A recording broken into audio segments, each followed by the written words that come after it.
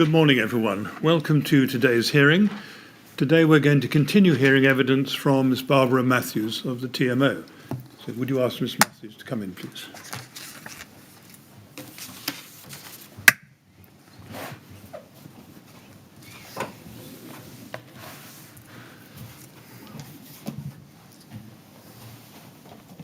Good morning, Ms. Matthews. Good morning. Thank you. All ready to continue? Yep. Good. Thank you very much. Well, Mr. Kinnear, when you're ready, please. Thanks, sir. Good morning, Ms. Matthews. Morning. The first topic I'd like to discuss with you today is fire risk assessments and, in particular, FRA actions and the backlog. Yes. Now, for that purpose, could I first ask you to turn to some notes you made in June 2015, presumably shortly after you joined the TMO. Yeah. And they can be found at TMO 00880325/37.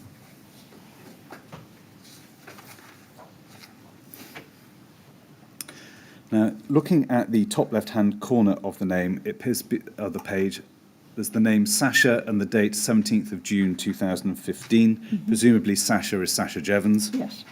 And then if we look further down the page, in the bottom third, we see H&S, so health and safety. And then what appears to say operations should be doing actions. JW, badly managed health and safety internal audit, limited assurance. Consultant report after 10 months, question mark. Audit actions resolved. Outcomes, question mark. FRAs and asbestos surveys. JW holds contracts, presumably Janice Ray. Actions too detailed, wrong level, sent via workflow to ops. Need to be clear on JW role, again presumably Janice Ray.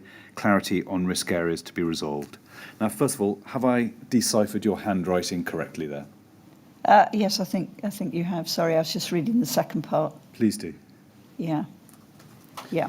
Now, if we can go back to the first page and the first point that you'd noted there under the heading H&S, operations should be doing actions. What did you mean by that?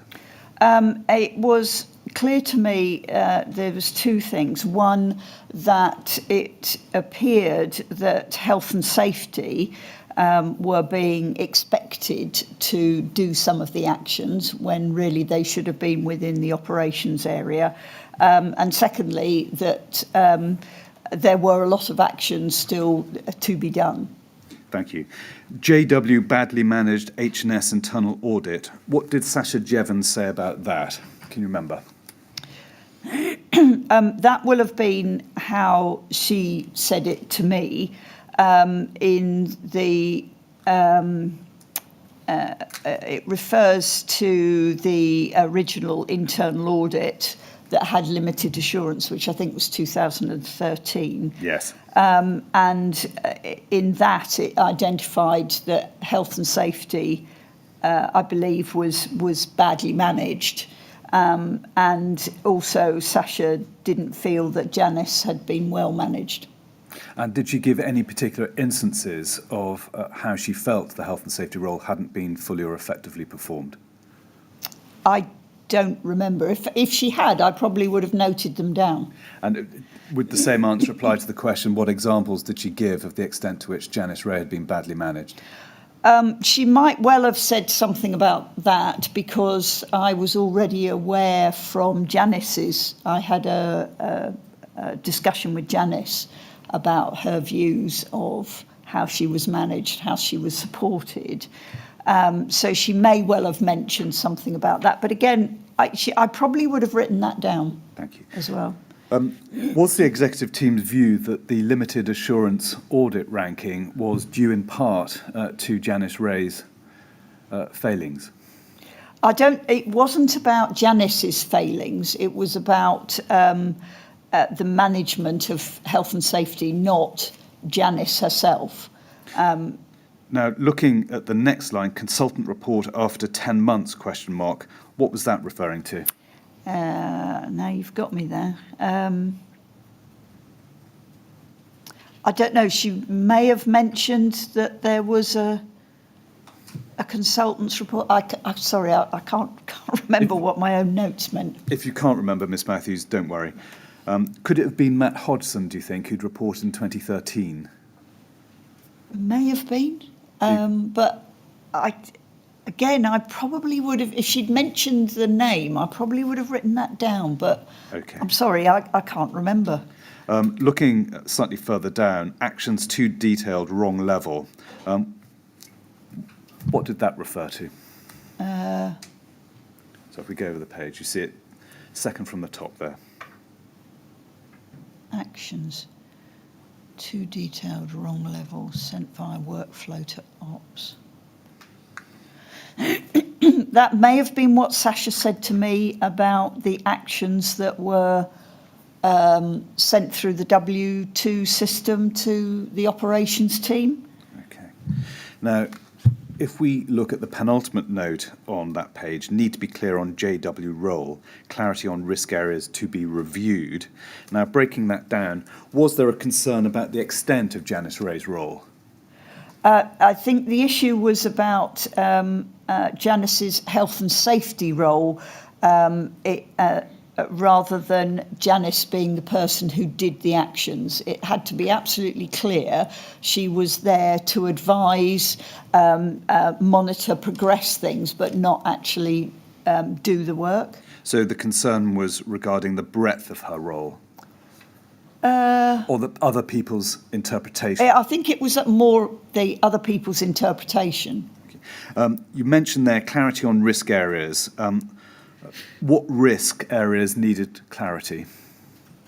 It was probably to look at all the risk area, all the health and safety risk areas, and that we needed to be really clear what those risks were and what we were doing about it. So.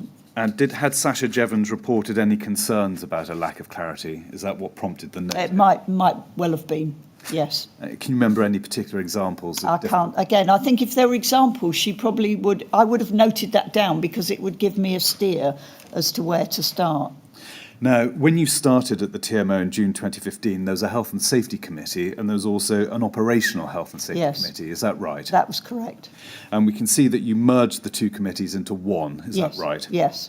And we can see that at paragraph 2.1 of minutes of the Health and Safety Committee of July 2015. And if we could go to that document, it's TMO 1001039/2. And we see there at item 2.1, Barbara informed the committee that she was hopeful that this would become the TMO's only health and safety committee. It was clear that currently many issues were discussed at the Operations Health and Safety meeting and also by this committee, which was clearly a duplication of effort. Further, a number of officers attended both meetings, so it would be sensible to work towards merging the two health and safety meetings. Barbara advised that Sasha was in agreement with this approach. Now, following the merger of the two, were you responsible for all oversight of TMO's health and safety, including the FRA process? Yes. And the new merged committee required regular attendance from Sasha Jevons so Correct. that she can make contributions from ops. Yes. Now, in addition to TMO staff, the Health and Safety Committee also had representatives from Repairs Direct. Is that correct? Yes. And Graham Webb would attend. Yes. And he was the MD of Repairs Yes, Direct. he was. Now, if we can go back to these minutes and go to page 3 and item 4.1, and we see there at the top of the page heading W2 Workflow, and it says this: the statistics were discussed and Barbara highlighted the level of outstanding actions, particularly for contract management and also the responsive repairs. Janice advised that RD, Repairs Direct, had now analysed these actions, batched them together by address and submitted a proposal for progressing these ASAP. Alex had now agreed how this work would be taken forward and had requested a programme from Repairs Direct so that we can start to raise the orders for the initial blocks. So that we see about a month after you joined the TMO, there were a number of issues arising in relation to FRA actions. And if we could just crystallise those matters. First of all, there was a noteworthy and notable level of outstanding actions, would you agree? There was, yes. And particularly in respect of contract management, is that right? Correct. And responsive repairs? Correct. And responsive repairs were managed by Repairs Direct, is Yes. that right? And so proposals were put forward by Janice Ray and Alex Bosman to resolve the outstanding backlog, is that Yes. right? Now, if we can stay within item 4.1 on these minutes and go to the last paragraph, which says this: Barbara advised that more information on the outstanding FRA actions need to be provided to the committee. Although the total provide an indication, they do not provide the full picture. Janice was requested to investigate providing a more meaningful breakdown of outstanding actions so that the committee are better able to see the detail and what work programme will be required to clear them. Did Janice Ray begin to provide a more meaningful breakdown for you and the committee? We did start to look at a better way, a simpler way of providing more information so that we could understand what the actions were. Because to start with, all I had was numbers. I had no idea what sort of actions they were, how long they'd been sitting there, or even the level of risk that they were. Now, if we look at some of the work that was done in order to meet your goal of a more meaningful breakdown, Janice Ray produced a statistics paper, which we can see at TMO 1000962.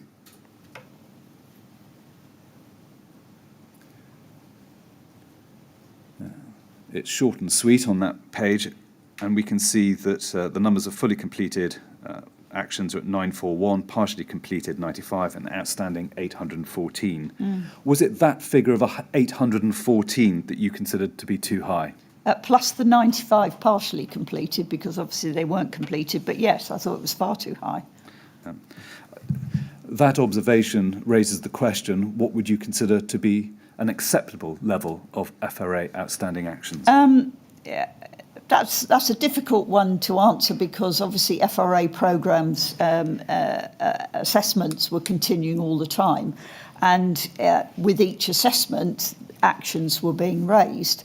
So I was really at this stage trying to drive that down and drive out the older outstanding actions that seem to have been sitting around for a long time, so that what we could be looking at was much more of the current things that have come up from more recent FRAs, say in the last 2 to 3 months, or since that last committee meeting. So the number I wasn't sure of. It would be lovely to get down to 0, but I know that's not possible. So, I'd be expecting to maybe see, 10 or 20, maybe 30. I don't know. It depends how many are being raised with each FRA. But this was clearly much too high. Now, in relation to your answer there, you referred to age. Was your concern age of outstanding actions plus the level of risk they presented, or both? Both. Absolutely both. Now, could we look at the TMO corporate health and safety minutes from the 29th of September 2015? So you'd been there 3 months. These can be found at TMO 100111359 and page 2 and point 3. And point 3, as you see, is at the very bottom of the page and is concerned with FRAs. And 3.1 says this: there have been an additional 200 completed actions since July. PM, so that's Peter Madison, added that the age profile needs to be monitored carefully going forward. AB, presumably Alex Bosman, Yes. has been going through the list of actions and allocating them to the appropriate contractor. PM confirmed that the data will be cleansed in a meeting tomorrow. PM also met with JW, so Janice Ray, to discuss streamlining the process. JW anxious to get as many of the actions completed as possible in advance of the imminent health and safety audit. PM confirmed all actions to be completed by the end of November. Now, what did you understand to be meant by the phrase, the data will be cleansed? I think the issue about the outstanding actions is we need to be absolutely clear that they were outstanding and that they hadn't not been cleared down from the system. So we needed to make sure we knew that the data that we were working from was the correct data. So what he was going to be looking at is to confirm whether or not actions had been completed, but they hadn't been completed on the W2 system from where we got the statistics. And so, in looking at the final sentence of item 3.2, he says PM confirmed all actions to be completed by end of November. That's November 2015. Yes. And so he was anticipating resolving all actions in the next 2 months, it would appear. That's what he was saying, yes. Were there any doubts about the achievability of that goal?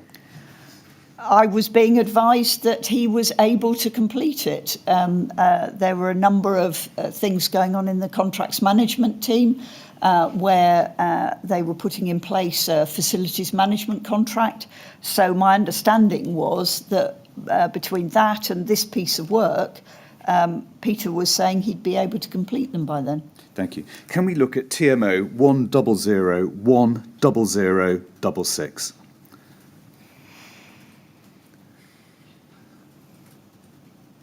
Now, that appears to be a breakdown of FRA actions submitted by Janice Ray for this meeting on the 29th or 28th of September.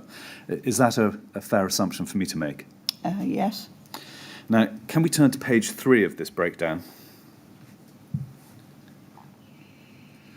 And we see it's a breakdown of neighbourhood management FRA actions. Is that right? Yes. And if we go to page 4, we see in the bottom third of the page coloured priorities, red for high, yellow for medium, green for low.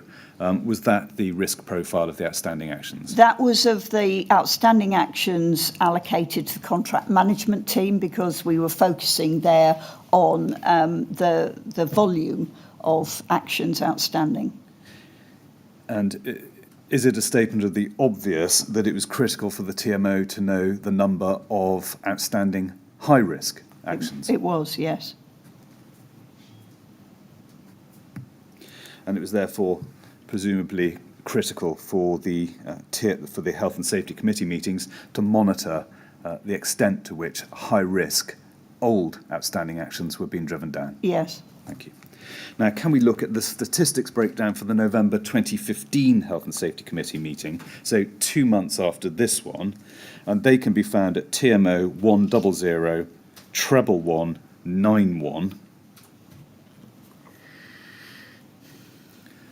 There you go, there's the broad outline. And if we can go to page 4,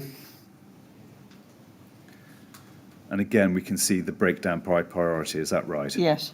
So at this stage, we have 258 outstanding high priority actions to be completed within the next 21 days. Within the contract management actions. Thank you. Now, bearing that in mind, can we go now to the January 2016 statistics at TMO 100111910?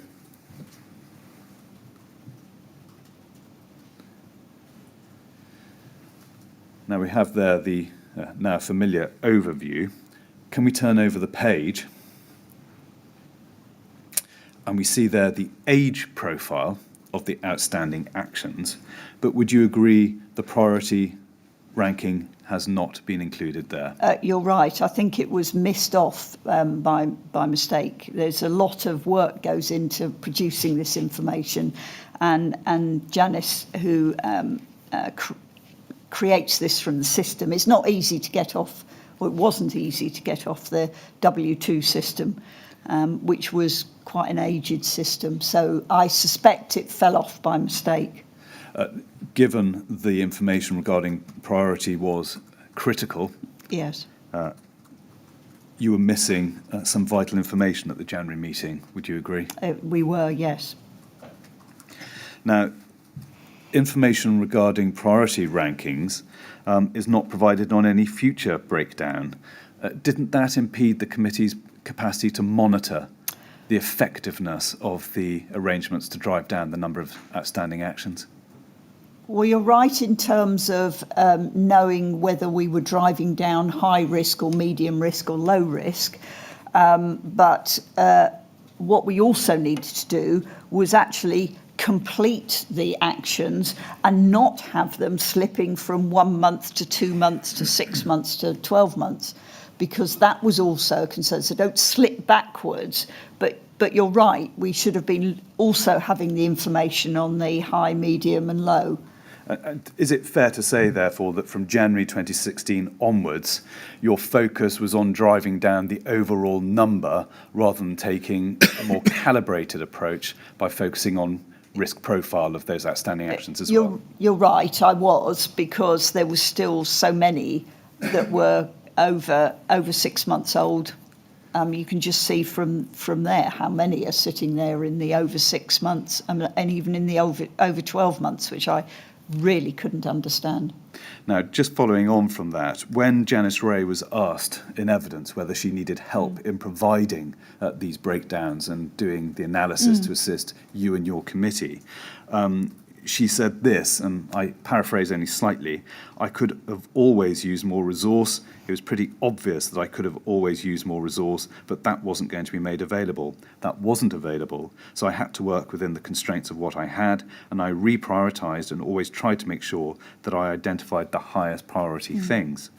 It may be that, when it came to producing this report, the one we're looking at, something else on that day was of significant importance, and therefore I didn't have the time to provide that level of detail. But I can't tell you because I wouldn't have kept the detailed record. Mr. Millett then asked Miss Ray, did Anthony Parks ever say to you, or did Barbara Matthews ever say to you, you can't have any more help, tough luck, you'll just have to manage as best you can. But by the way, we need all this granular detail. Answer, no, they wouldn't have said that. And reference for those viewing can be found at day 141, pages 174 through to 176. Now, my question for you, Ms. Matthews, is this. Did you ever consider whether Janice Ray might need more help in, first of all, analysing the volume and priority of the outstanding FRA actions? We might well have discussed it, but I can't remember thinking we need to have additional resource to do the statistics. I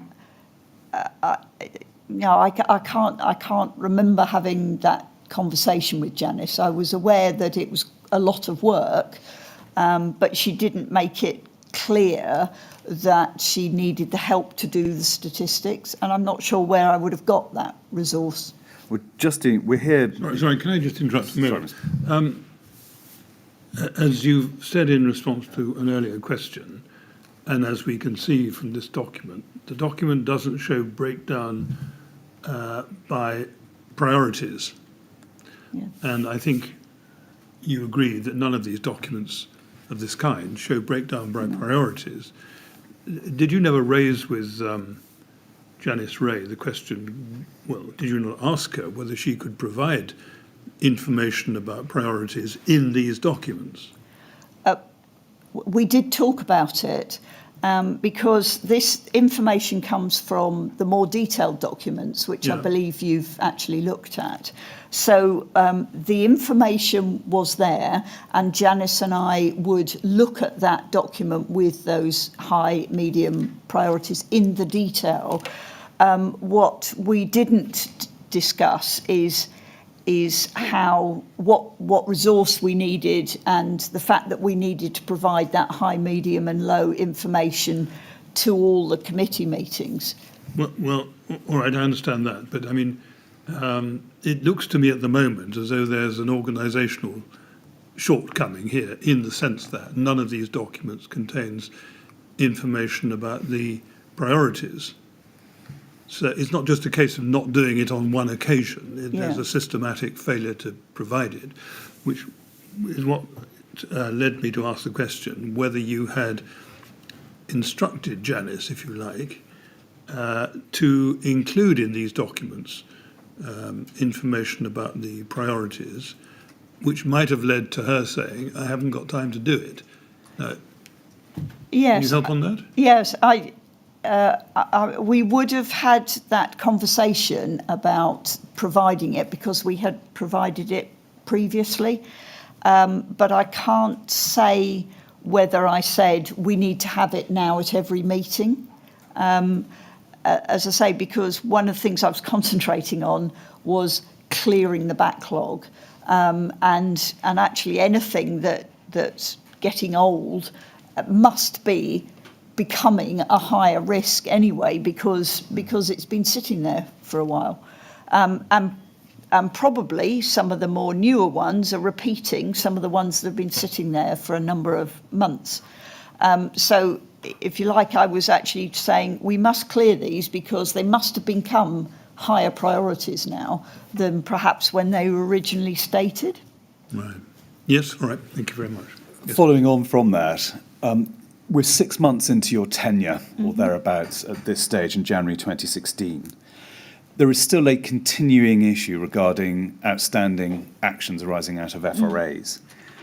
At this stage, why didn't you take the step back and ask the question, do I have the right person in charge of organising the analysis and getting the work done? Or do I have the right systems in place to drive down old, high-risk, outstanding FRA actions? I think there are a couple of things there. The thing about monitoring and the system and the information, that would have been within the health and safety area. Actually completing the actions was outside health and safety. So as you noted earlier, the majority of outstanding actions were with contract management and responsive repairs. And they knew what those were, because you could also see from the minutes, they'd been through them, they'd discussed packages of work, they knew what they had to do. Janice's role was to manage the system and the statistics. Now, W2, which all this information was held on, was coming to the end of its life. We had no available resource to put into programming extra reports or workflows. That we didn't have all that expertise in the IT team, and we were implementing a CRM system which would have a new workflow. There'd be a number of workflows, and we were going to start with the FRA workflow, but there would be a number of health and safety workflows in the CRM system, which would give better information, and we'd be able to get better statistics out of it. This was really clumsy to get information out. I think from what Janice had said, you saw from the reports how cumbersome they were, and they weren't flexible. So it was really quite difficult to get the statistics we wanted from that system. So what I'm saying is we didn't put all that resource into W2 to get that information out. So if the issue was, and for example, Repairs Direct not doing what they were meant to do, given that you held ultimate executive responsibility for FRA significant actions, didn't the onus lie on you to crack the whip more vigorously because the problem was still not being resolved 6 months into your tenure? I did through Repairs Direct. Repairs Direct had more than FRA actions outstanding. They had repairs outstanding, and they too had an initial problem with the system, in that with new people coming in using the repairs system, it looked like there were lots of outstanding jobs which in fact weren't outstanding. People hadn't closed them off properly. So there was a number of system issues that Repairs Direct were resolving, and I was working on those directly with my finance team because it affected the cost of jobs, but also at an executive level with Sasha through the meetings that we had with Graham Webb. Thank you. Now, can we go back to the minutes of the November 2015 Executive Committee meeting? And they're at TMO 00843593. And if we could turn to page 2 and item 3.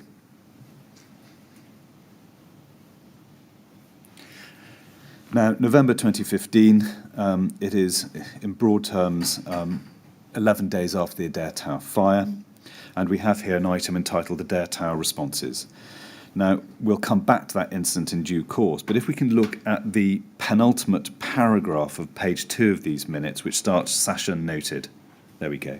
Sasha noted that she had asked Gillian Kennedy to put together a spreadsheet detailing all outstanding FRA actions.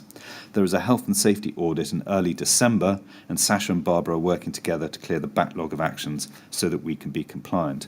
So it's starting with basics. It's clear that there is still an outstanding problem with FRA actions at this point. Yes. And that the executive team were concerned that the backlog might be identified and the subject of criticism in an upcoming audit. Is that right? Yes. The impression, and please shout if this is unfair, is that action was only taken in relation to the FRA significant backlog because there was an upcoming audit. No, that's not the case. Action was being taken all the time.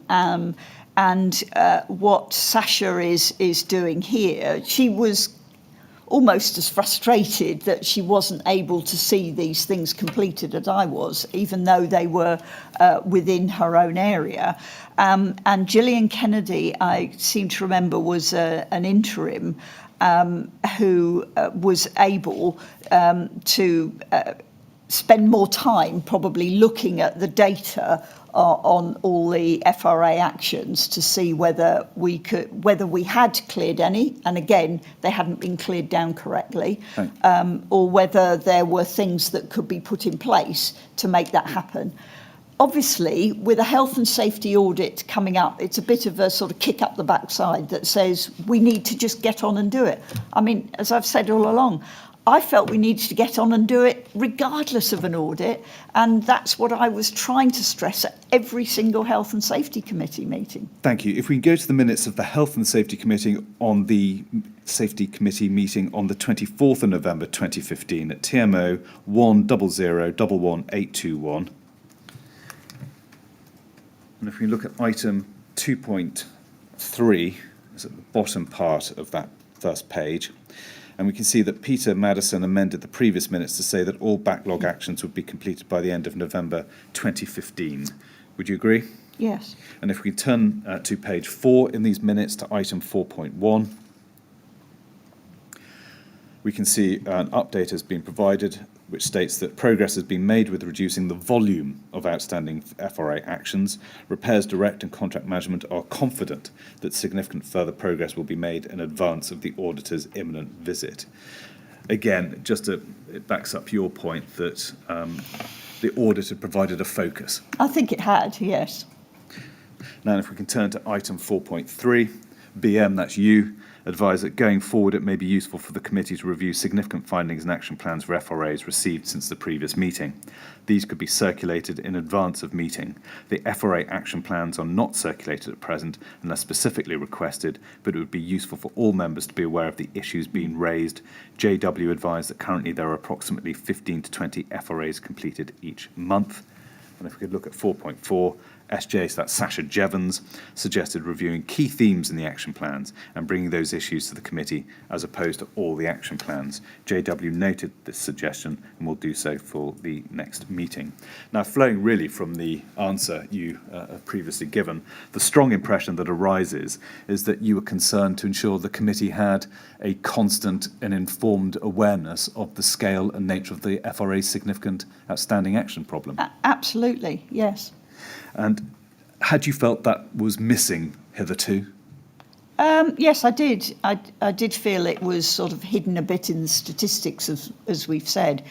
And as I mentioned, I think it needed to be clear to the committee how many FRAs we were actually doing on a regular basis and also what actions were coming out of it.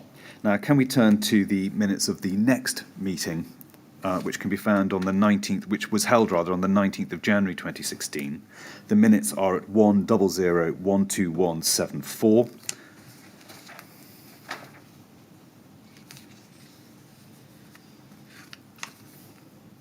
There we go, Health and Safety Committee, 19th of January. If we could go forward to page 4 and items 3.1 and 3.2.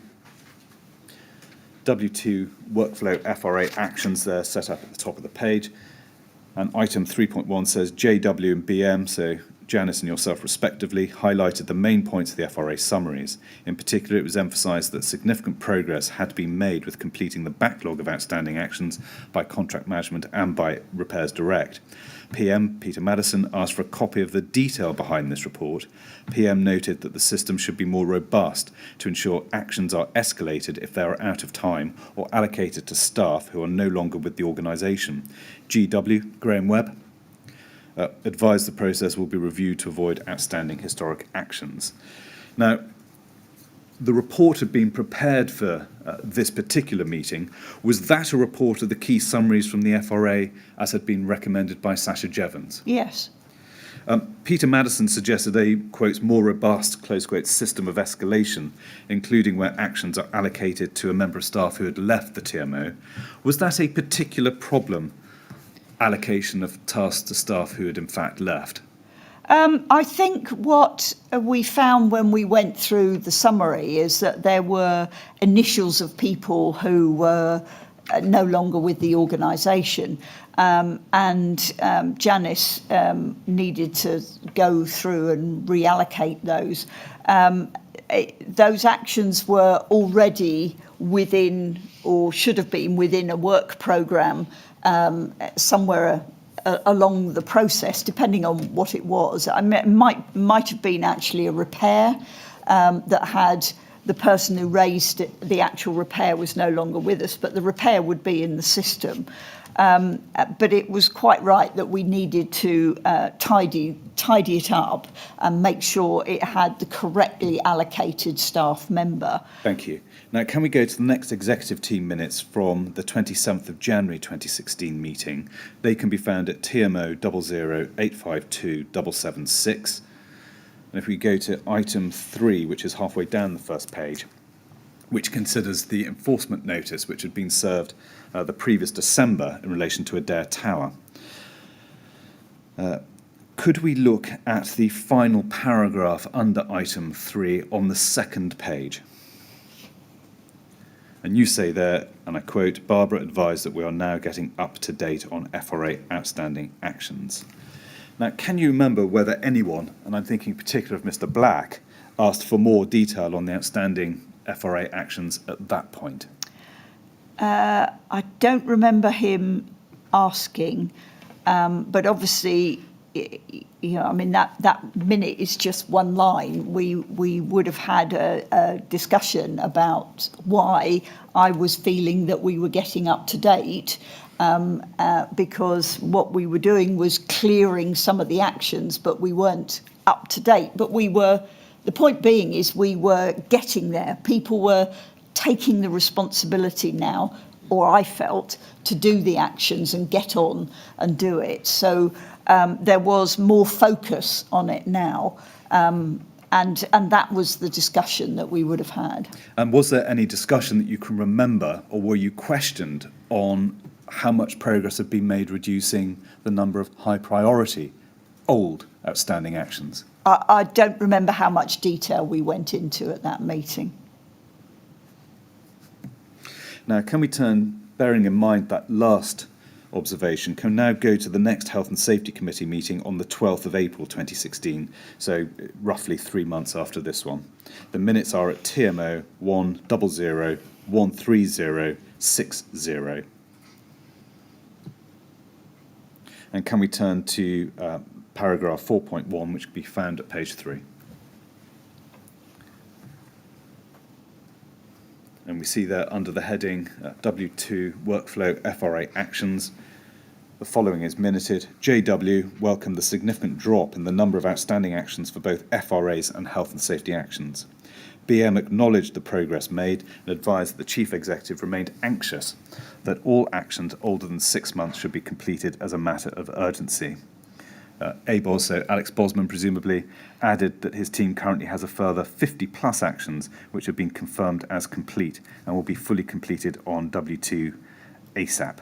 Now, we see minuted here progress with the number of outstanding actions, but concern from Mr. Black that the number of 6 month actions that were, the actions that were 6 months or older remained outstanding. Now, how was Mr. Black kept informed about the level of outstanding actions? And that question's directed at number, not just priority rating. Mr. Black would have been kept advised through having the minutes of the Health and Safety Committee, and I can't remember whether we sent all the papers to him as well so that he was aware of the actual numbers, but certainly in my discussions with him, one-to-ones, and also after a health and safety committee, he would always ask me about what went on and how it progressed. So, and he was aware that I was concerned as well. So we would discuss things. If he didn't get the actual reports, I would share the information with him. And would you discuss matters informally as well? Definitely, yes. And were FRA outstanding actions a point he returned to frequently, or was it only rare that he raised it? No, he would have raised it probably every time we met. Thank you. Now, if we can go to the executive team minutes for a meeting on the 7th of July 2016, so 3 months after this Health and Safety Committee meeting, those minutes are at TMO 1001594.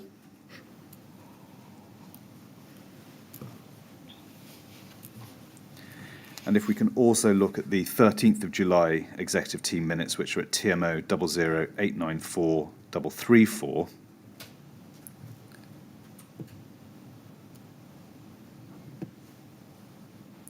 Thank you. Now, you can take it from me that in neither set of minutes is there any mention of FRA actions. Can you explain why FRA actions fell off the agenda at this point?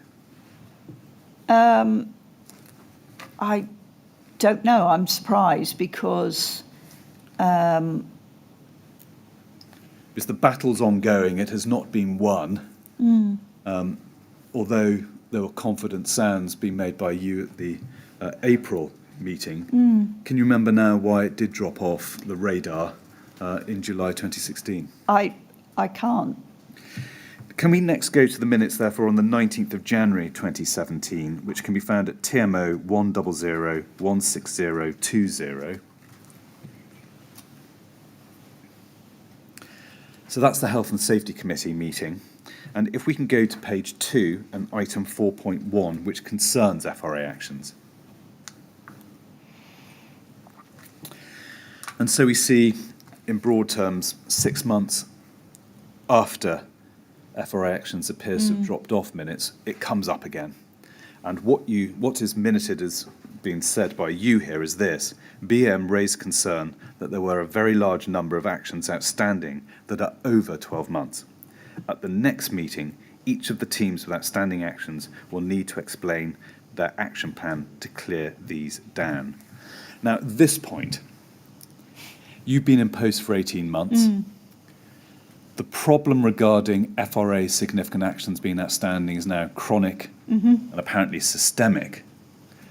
Was this another opportunity for you to take the step back and ask yourself the blunt question, should we be doing something differently here to crack the problem? I'm not sure that I stood back from it because I was very much focused on trying to get these actions cleared, trying to understand why they're still sitting there. And as I said earlier, you're right, now I'm 18 months in, and a number of those that are over 12 months would have, some of them would have been, a few months old or 6 months old when I joined, and they've done exactly what I was trying for them not to do, which is literally slip into the next 12 months. And so I suppose my focus was on saying we have to clear these, because the longer they sit there, the higher the risk they are anyway. Now, FRA actions stay and are constant in the Health and Safety Committee minutes. Sorry to intervene. Sorry. Can I just ask? I mean, the fact that you're now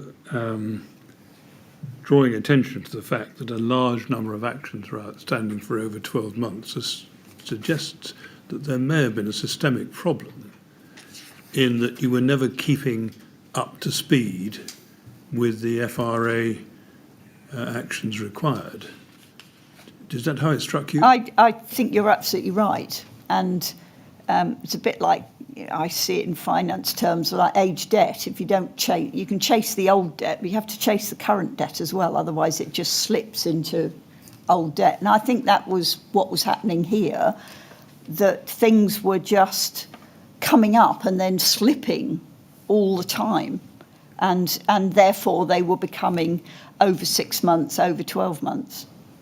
Well, did you think it was necessary to ask the question, why were they slipping? Well, that was exactly what I was trying to get to the bottom of by asking them, what they are and what they're doing about it, because they're on a big list. I could go through the big list, but as you saw, it's still quite a high number, trying to identify and actually trying to quantify if any of those could be grouped together, because some of them were repetitive. Yeah. I think somewhere else in something I've read, there were a number that related, for instance, to fire extinguishers. It happens to be the one I remember.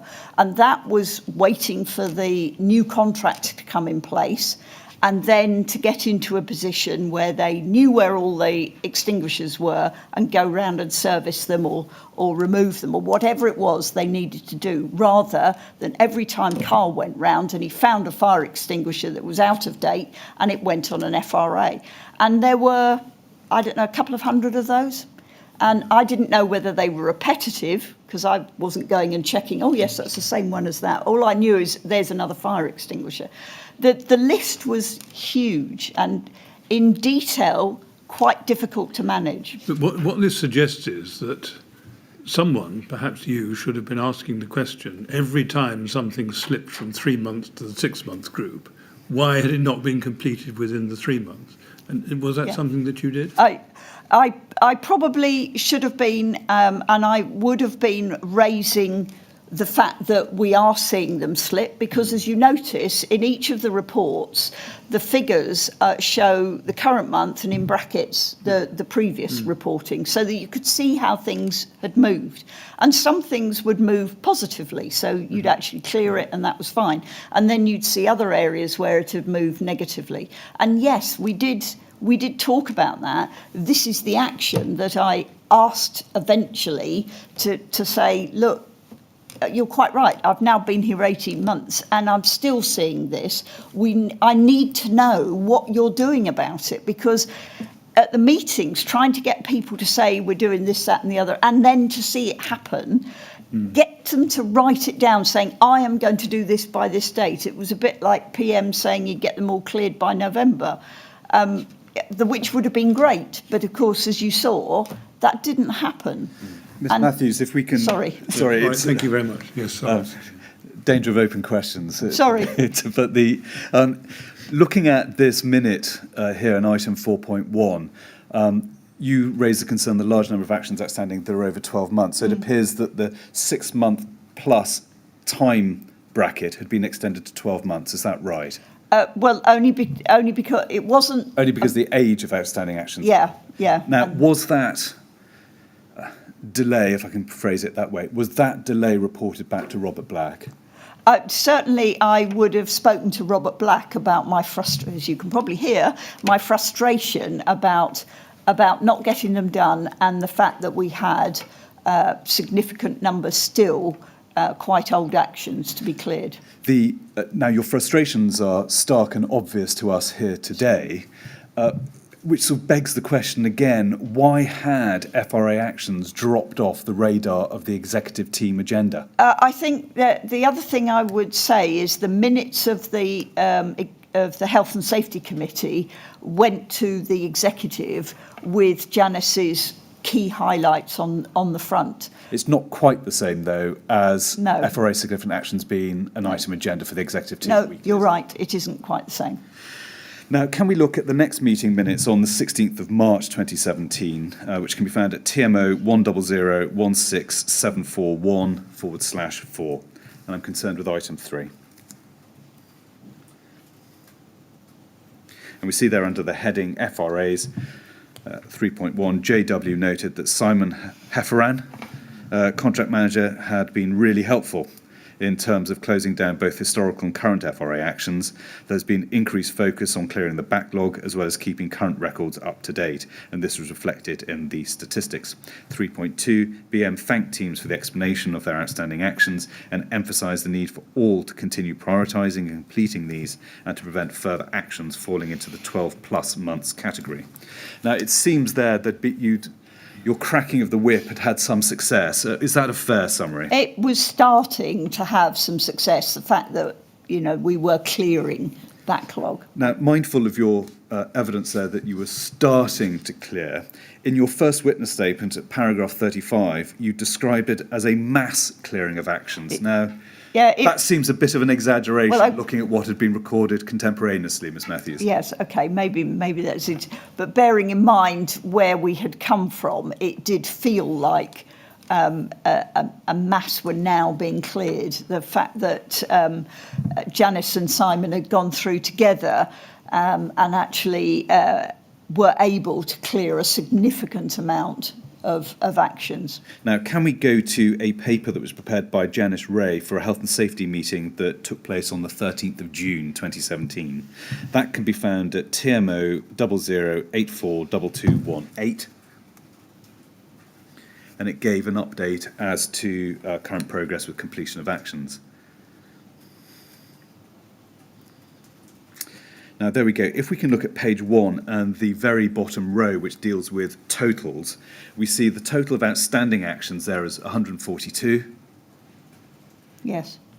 Reading across the right, partially complete was 165. Yes.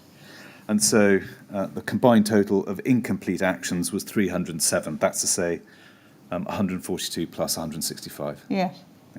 Now, if we can look over at the second page, we have the dates of the outstanding actions. And again, can we look at the bottom row there? And that we see that total outstanding actions that are 4 months or older is 250. That's to say 50 plus 72 plus 128 equals 250. Yeah. Now, we're 2 years on in your tenure. There appears to be a chronic and systemic problem still afflicting resolution of these outstanding actions. Would you agree with that proposition? I do think there was still a problem, chronic and systemic. Well, it's been certainly going on. You inherited a position. I did. And so it's 2 years old by this stage. Yeah, no, it was, I would say it was systemic and chronic, and what I was doing was working a way through it so that we wouldn't be in that position going forward. Because if you look at, say, the 1 month old and the 2 to 3 month old compared to the previous month, I know some of them will have slipped then into the 4 to 6, but I think the point being is that we were trying to keep on top of things a bit better, and this was a backlog that we were still clearing. Mindful, though, and to put it bluntly, that I think you referred to 10 or 20 being your optimum. Yeah, well, maybe that's ambitious, because I said it should be 0, but a lot depends on how many FRAs you're doing. But you're well off that mark here, aren't you? Oh, gosh, yes, I don't deny that. Now, can we go to the minutes of the Health and Safety Committee that was held on the 13th of June 2017, so the day before the fire, which can be found at TMO 100-21548/3 and item 3.1. And we see there under the heading FRA actions, BM expressed concern at the volume of actions which remain outstanding. She emphasised the importance of completing these in a timely manner, not least because they will continue to be raised, particularly as the FRA reviews become more frequent.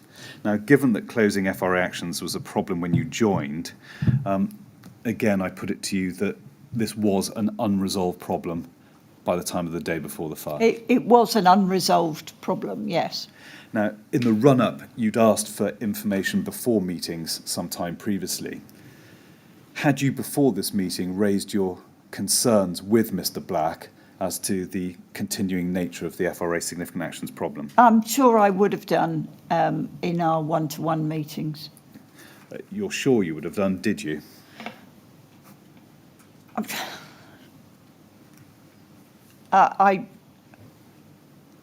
I'm sure I did. I mean, I'm sorry, I can't say anymore.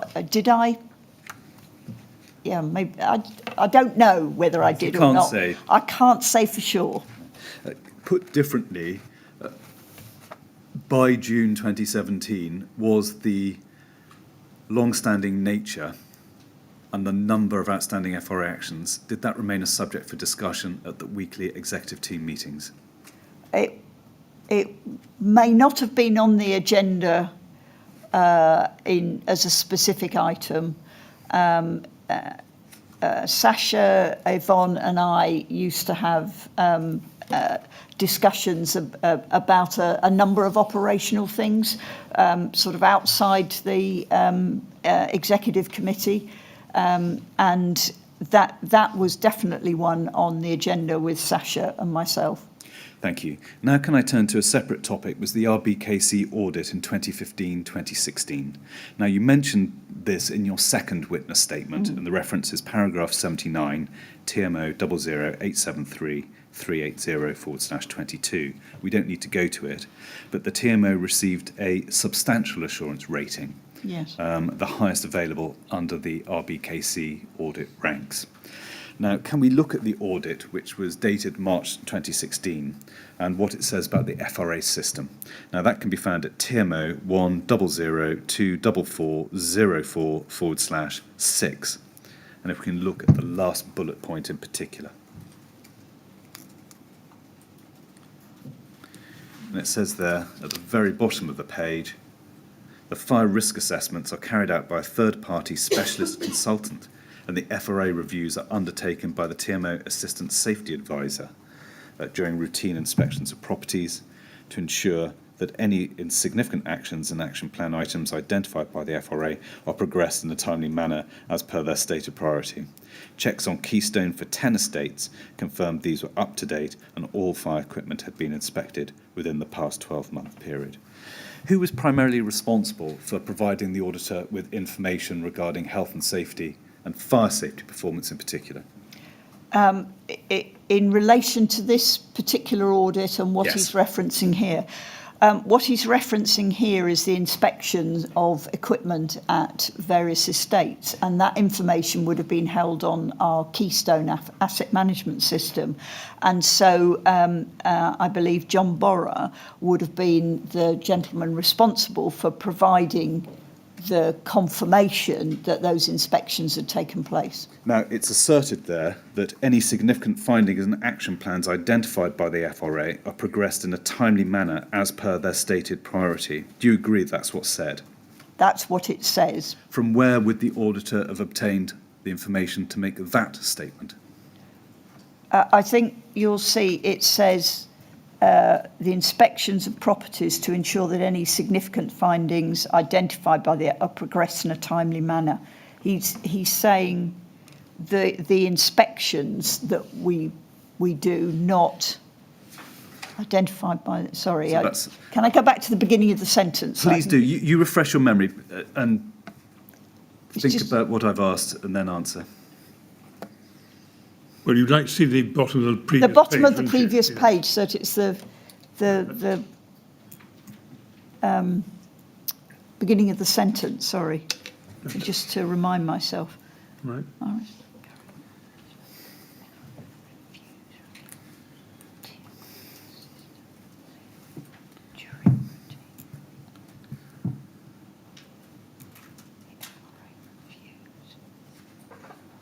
During routine inspections. I'm not Right. sure what you Scroll up. properties ensure that any. Right, can you ask the question again? Of course, of course. Now, it's set out there that quotes any significant findings and action plan items identified by the FRA, so the fire risk assessment, are progressed in a timely manner as per their stated priority.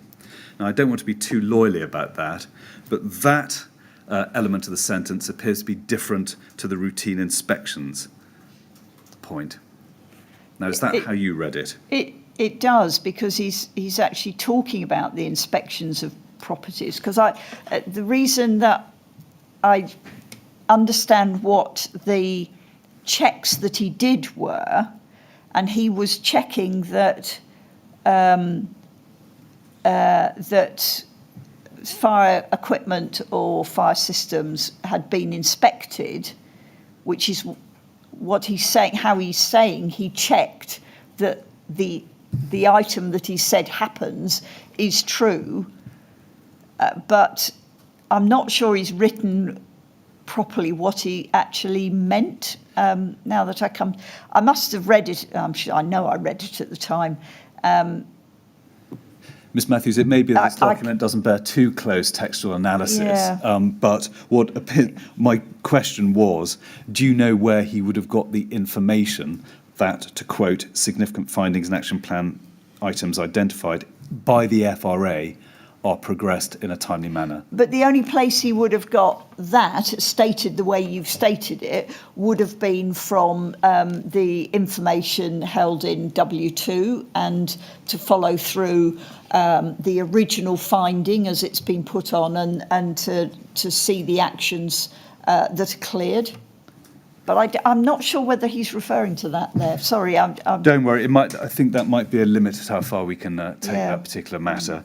Can we now turn to separate and distinct topic, which is LFB enforcement notices, and first of all, the TMO's policy as to how to deal with notices such as that. Now, can we look at, first of all, the procedural arrangements in place at the TMO? Were the number and the substance of LFB enforcement notices monitored by the Health and Safety Committee? they were. Were LFB enforcement notices, the fact of, the number and the substance, monitored Yes. by the Health and Safety Committee? Yes. Were deficiency and enforcement notices recorded anywhere to enable you personally or the Health and Safety Committee to monitor the number, themes arising, and crucially, closing out actions necessary to make good the deficiencies? We didn't get many deficiency notices, and we only had 2 enforcement notices as far as I'm aware. In the year 14-15, we had 0 deficiency notices. And So, sorry to interrupt, is the answer to my question they weren't recorded anywhere? They weren't. What I was about to say is there was not a workflow through W2, so there wasn't a formal system placed to record them, and therefore they were recorded as a spreadsheet. Now, were enforcement notices reported to the executive team within a certain timescale? Yes, they were. They were sent immediately to the executive team, and when we received them, also to the board. And were the notices reported, for example, to RBKC as well? RBKC had a copy at the same time. Always? We only had 2 enforcement notices, so I'm assuming that was the case. Were copies sent to the TMO board? Yes, I just mentioned that. But is it right to say, and on your evidence, simply because there was an insufficient number, there was no formal process for the management of and responding to? No, there was no formal process. Now, can we look at what the 2013 fire safety strategy says about LFB notices? And if we can turn to TMO 008305998/2, and in particular paragraph 3.3.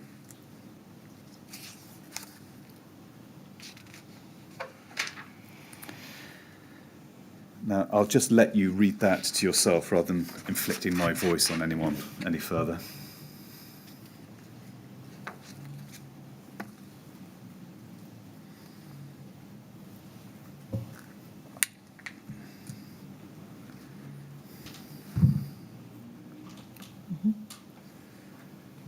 Thank you. Have you read it? Yes. Thank you. Now, the strategy doesn't set out a way of addressing the substance of deficiency and enforcement notices, whether by monitoring by the Health and Safety Committee or anything else. Is that a fair observation?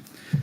Now, can we look at the draft proposed strategy, which was due to be signed off was signed off just before the fire, and go to TMO 00842210.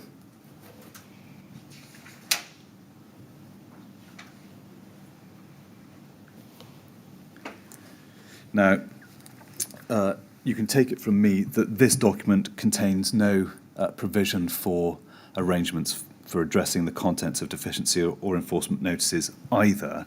Can you help us as to why there's no substantive update following the TMO's recent experience with LFB regulatory action? No, I can't explain why we didn't put a process in there. And it wasn't a topic of discussion at the time when you were reviewing the new strategy? I don't remember, so no. Can I now turn on to the letter from the London Fire and Emergency Planning Authority regarding the Shepherd's Court fire? Now, a letter was sent from LFIPA in respect of building work issues that had been highlighted by the fire at Shepherd's Court in the neighbouring borough of Hammersmith and Fulham. Now, can you remember, was there a formal process for consideration of such correspondence from LFIPA? A formal process? There was no formal process. Can we look at the letter in particular that we're concerned with here, which can be found at TMO 00861 Sorry, this is the email correspondence by which Mr. Black forwarded the covering email received from Laura Johnson. And if we can go to it's forwarded by Laura Johnson, if we can go to the bottom of the first page.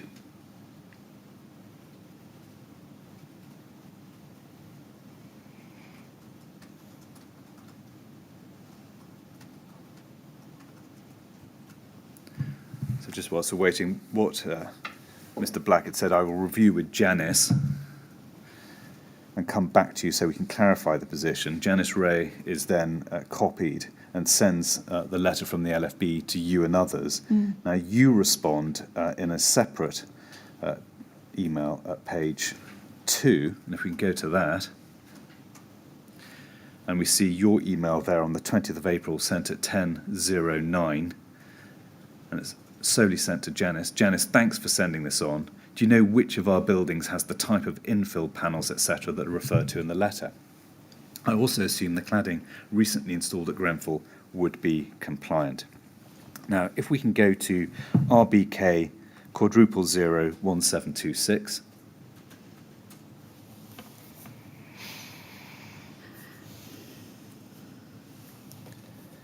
And you see Janice Ray's response on the 27th of April at 14:46. It's the third email in the chain. There we go. Apologies for the delay, but I wanted to check with our fire risk assessor before I responded to you. I can confirm that it is our understanding that we do not have any blocks with cladding of the nature described in the LFB's letter, which was present at the Shepherd's Bush Tower block. Grenfell Tower did have external cladding panels fitted as part of the recent refurbishment work. However, our assessor investigated thoroughly the details of the installation with the contractor Rydens when the works were on site, and he's able to confirm that this complies with the requirements of the current building regulations. Did you seek any assurance from Janice Ray about how she'd been able to provide such confirmation? Only that I was aware she spoke to Carl Stokes about it. I didn't seek any additional confirmation. Thank you. Can we now turn to a separate topic, which is Adair Tower? Now, on the 12th of October 2015, the LFB issued a deficiency notice and served it on the TMO in respect of Adair Tower. And just so that you can familiarise yourself with it, could we go to that notice, which is at TMO 00842271?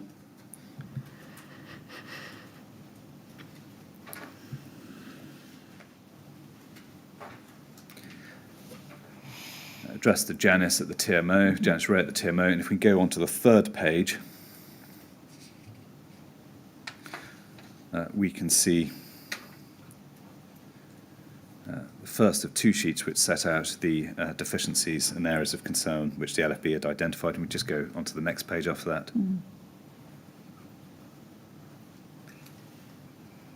And the final page. Now, can you remember when you first saw that notice? I don't know the exact date, but Janice would have sent it to me when we had it. Given their relative rarity for the TMO's purposes, is it a fair assumption that the notice and its contents caused you some serious concern? It would have raised some concerns. I think on the previous page it talks about protected routes. If we can go back, yes. It might be useful to go back to the third page. Because there were some technical issues in that. So what we've got on the first identified deficiency is in relation to Article 11 of the order. and that preventative and protective measures have not been planned, organised or controlled, monitored or reviewed. It was found that the significant findings had not been monitored and reviewed to ensure works have been completed. If we turn over the page. Identified breach of Article 17.1, which, as you identified, concerned protected routes. Looking further down the page, Article 8, the general fire precautions identified as significant findings in the fire risk assessment had not been implemented. Would you agree that even on a cursory read of this schedule, that it highlighted significant failings with carrying out works identified in fire risk assessments? Yes.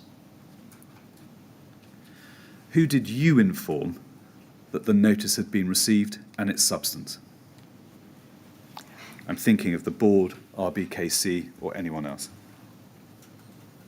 I don't think I informed anybody specifically. Would you have assumed that Janice would have informed the people who needed to be aware of this? I would have assumed Janice would have advised the executive team. At this stage, we wouldn't necessarily have sent all deficiency notices to the board. Or RBKC? Or RBKC. I'm not sure whether they received, I know this one was addressed to Janice, and I can't remember whether they received a copy as well anyway. Well, can we turn to your notebooks, please, in this regard? TMO 00880329/85.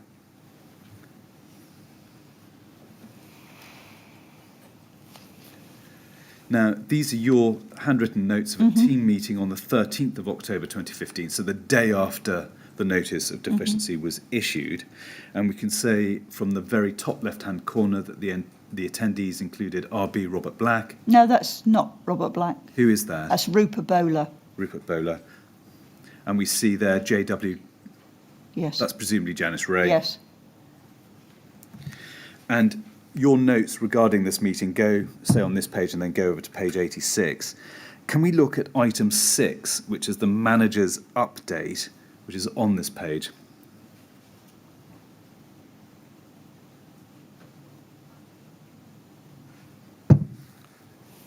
Maybe scroll over to the next page. There we go, managers updates. And we see the second broad heading is H&S, so presumably health and safety. And then the second bullet point is deficiency notice from the LFB. Now, can you remember now what discussion, if any, there was about the substance of the deficiencies identified by the LFB? There wouldn't have been, at this particular meeting, a detailed discussion because, as you saw at the top, this was my team meeting. And my team consisted of somebody from finance, IT, home ownership, and Janice. They were all my direct reports.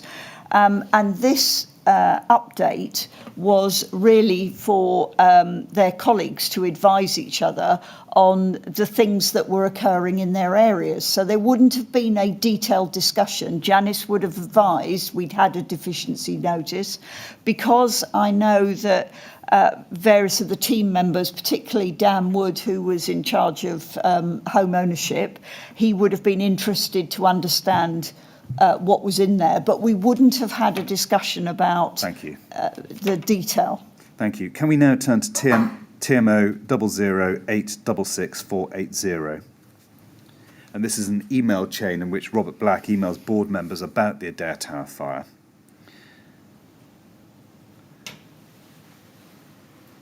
And we can see his email there just below the top of the page, 2nd November 2015, an email sent at 15:58 to board members. Do you remember seeing that email or indeed helping with its preparation? Yes, I probably would have helped with the preparation. Before I ask you the next question, might I ask you to skim read the email, and if necessary, please shout to the document manager if you need to turn over the page.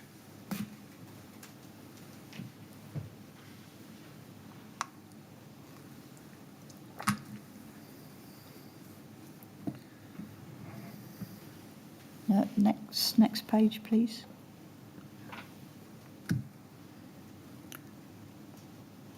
Yeah. Would you agree that there is no mention there in the update given to the board of the fact or the substance of the deficiency notice? There is no mention. Do you know why that wasn't mentioned? I think this was a report about the fire, and I think it just was missed off this report.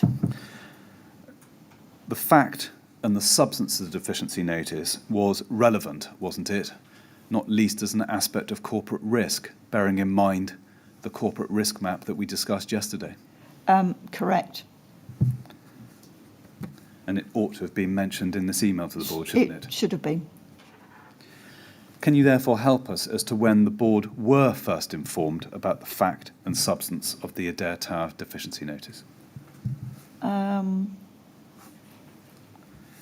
I don't know whether it came up in a board meeting, or I actually can't remember. Can we then turn back to your notebooks, please? TMO 00880329/101. Now, if we look at the top left-hand corner, it appears to say fire meeting. Is that? That was the Adair fire. And 3rd of November 2015. It says people in temporary accommodation want to get as many back as possible. If we go down a few lines, fire brigade have visited, assessed as structurally safe. And if we go down to the penultimate entry on this page, which says discussion about fire brigade, need to have doors having self-closers, fire consultant to make assessment and take photos. Is that a fair translation of your handwriting? Yes. So it would appear on the face of those contemporaneous handwritten notes that the TMO and indeed yourself were aware of the importance of self-closers as an issue. Yes.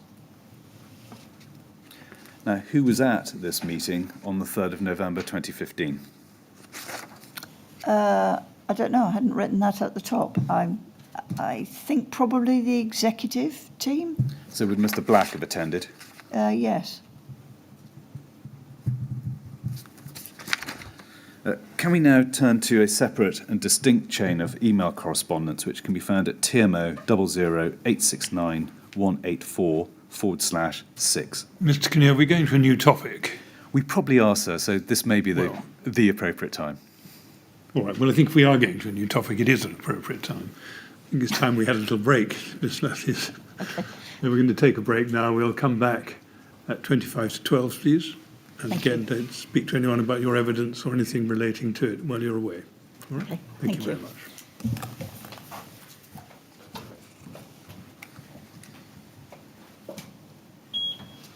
All right, 25 to 12, please.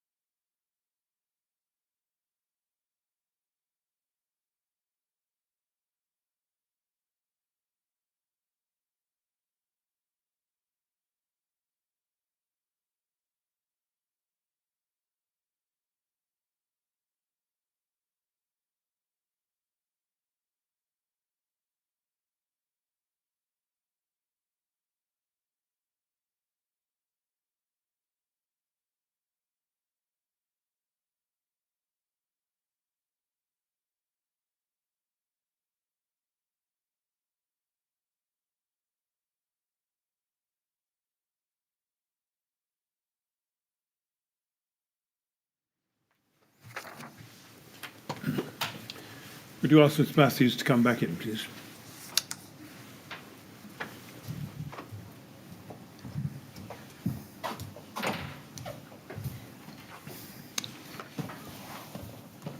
Right, Ms Matthews, ready to keep going? Yes. Thank you very much. Yes, Mr Kinnear? Thanks, sir.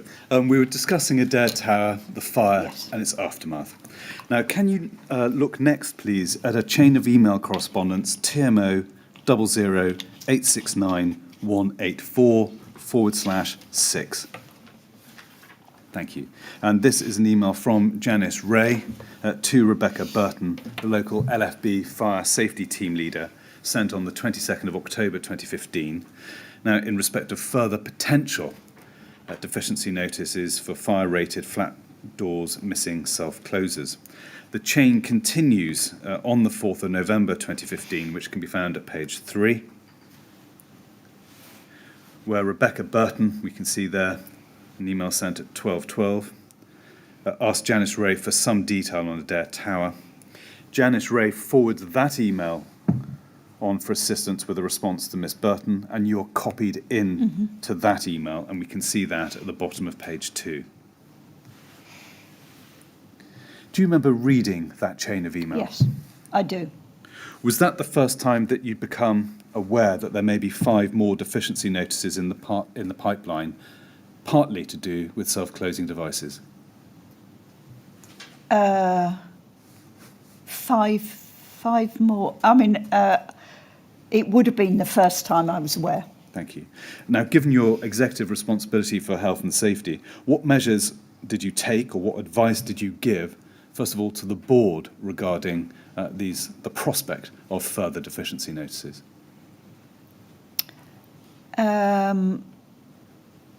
I don't remember. Did you give advice or take any measures or commend any measures to the board? About deficiency notices, I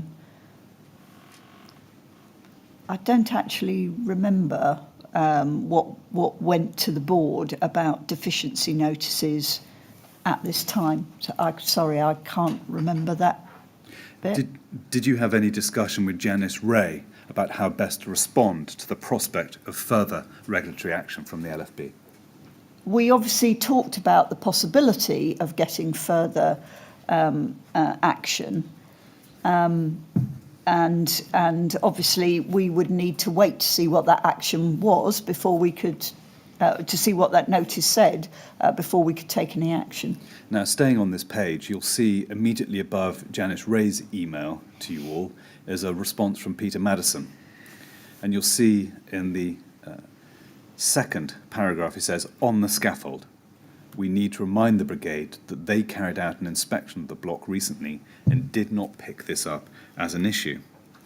Now, did that particular comment strike you as seeking to put blame or responsibility on the LFB for not picking up that issue rather than focusing on the TMO not having addressed that particular scaffold-related issue? The way that is worded, it's the former that you said, that it's identifying that the LFB had done an inspection and this hadn't come up. He's not, in this particular case, addressing the issue of scaffold in front of the dry riser, as far as I could remember. But does Mr. Madison's email reflect a broader attitude that so long as the LFB didn't comment on something or didn't comment on something adversely, then the situation was okay? I don't think that was the general.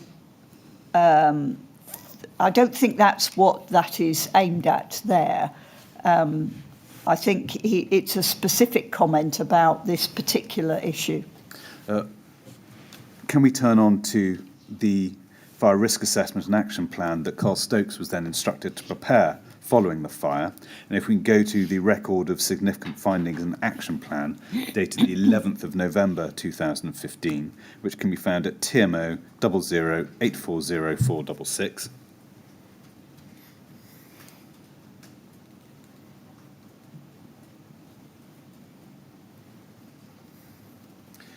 First of all, did you see that document at the time? I did, yes. Now, if we can turn to page 5.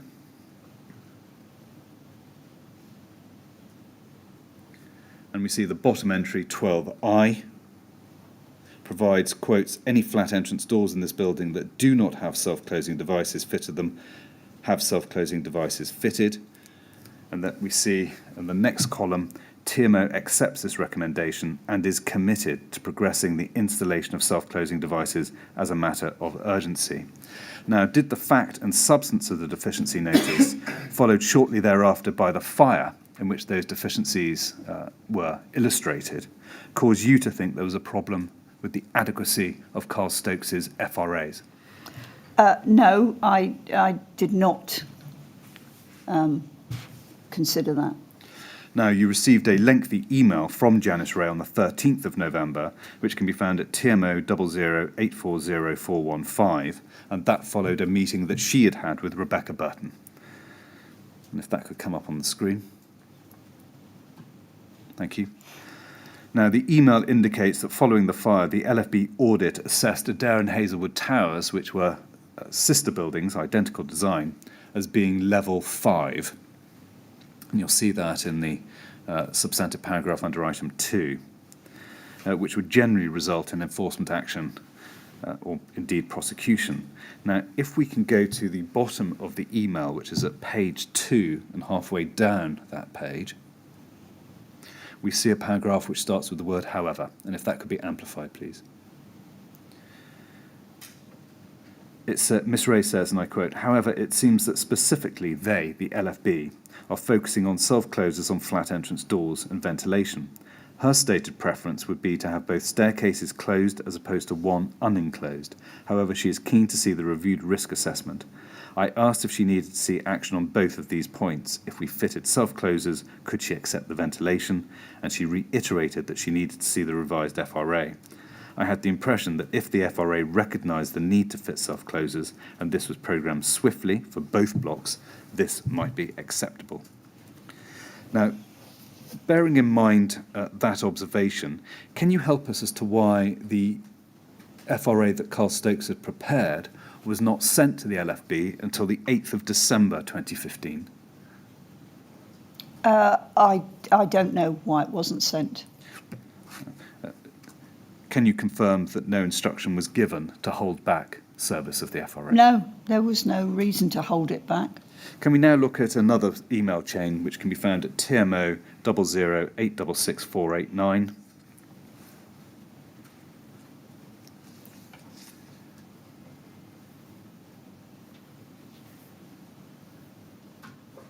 And if we go to the second and final page of that chain,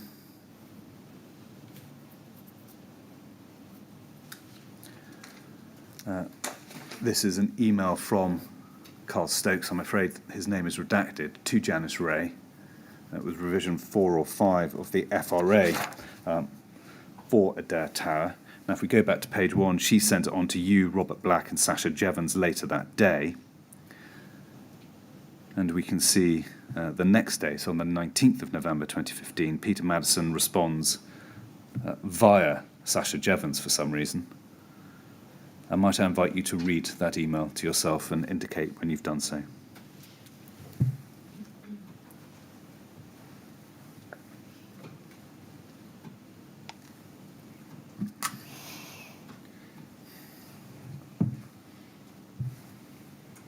Yeah, I've read it. Thank you. Now, it looks like Carl Stokes' original view was that self-closers should have a high priority action. Would you agree with that? It does, yes. Now, Peter Madison, equally obviously, does not agree and thinks that the action should either be low or advice. Is that a fair summary? From that email, yes, I would agree. So Carl Stokes gave his advice to the TMO. The TMO appears to have rejected that advice and revised the FRA to reflect Mr. Madison's view. Is that a fair summary? Carl agreed to amend it following the reasoning behind why we felt it wasn't appropriate to be a high priority action. Now, if we can just look at that, would you accept that Mr. Madison had no qualifications whatsoever in relation to fire risk assessment and their conduct? Correct.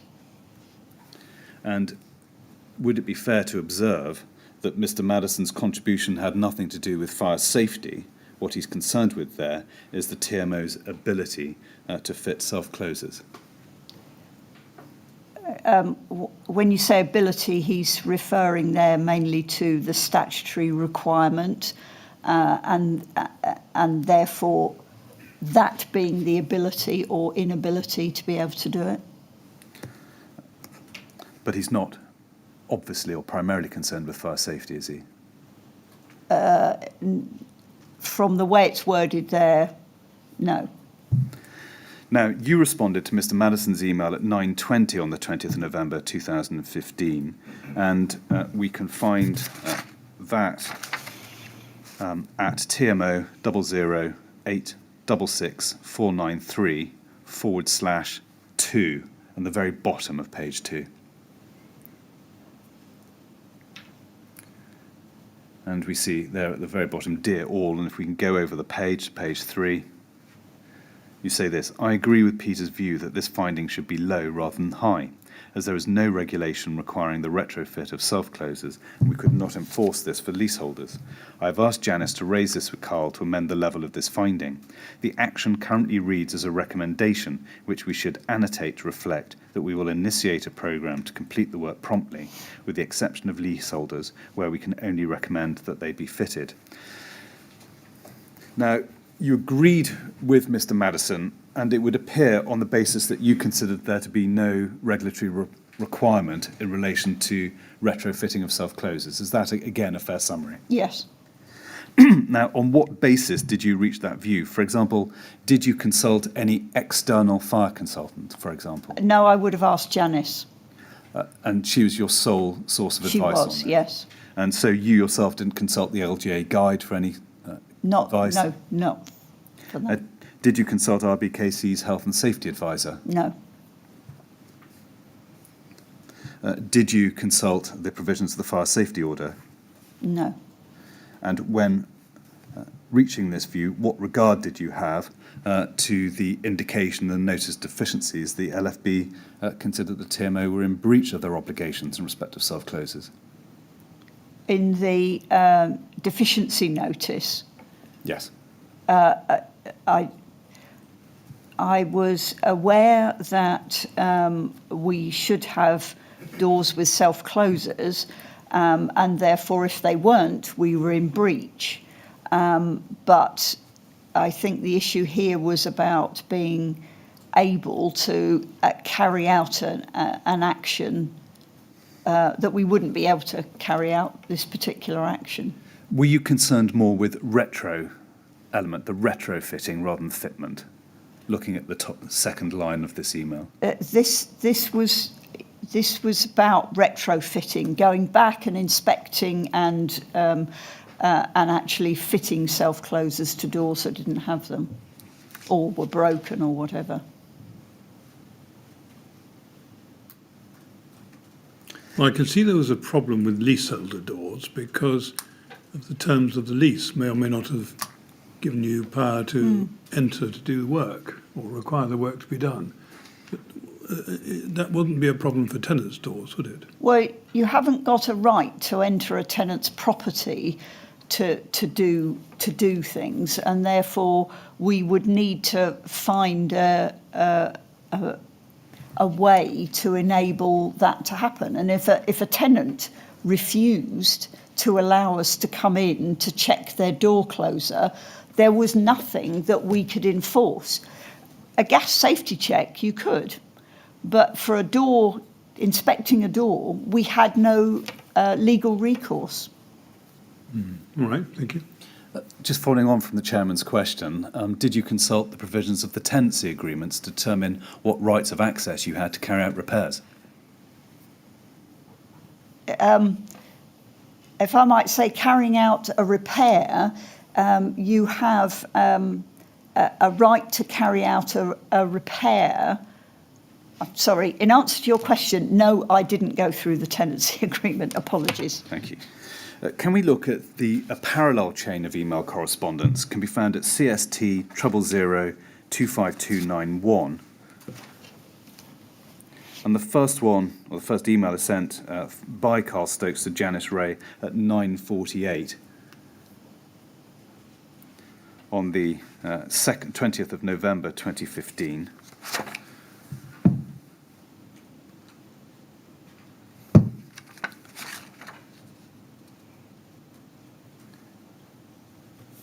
Just checking it's the right one. At 9:48, if we can go, there we go.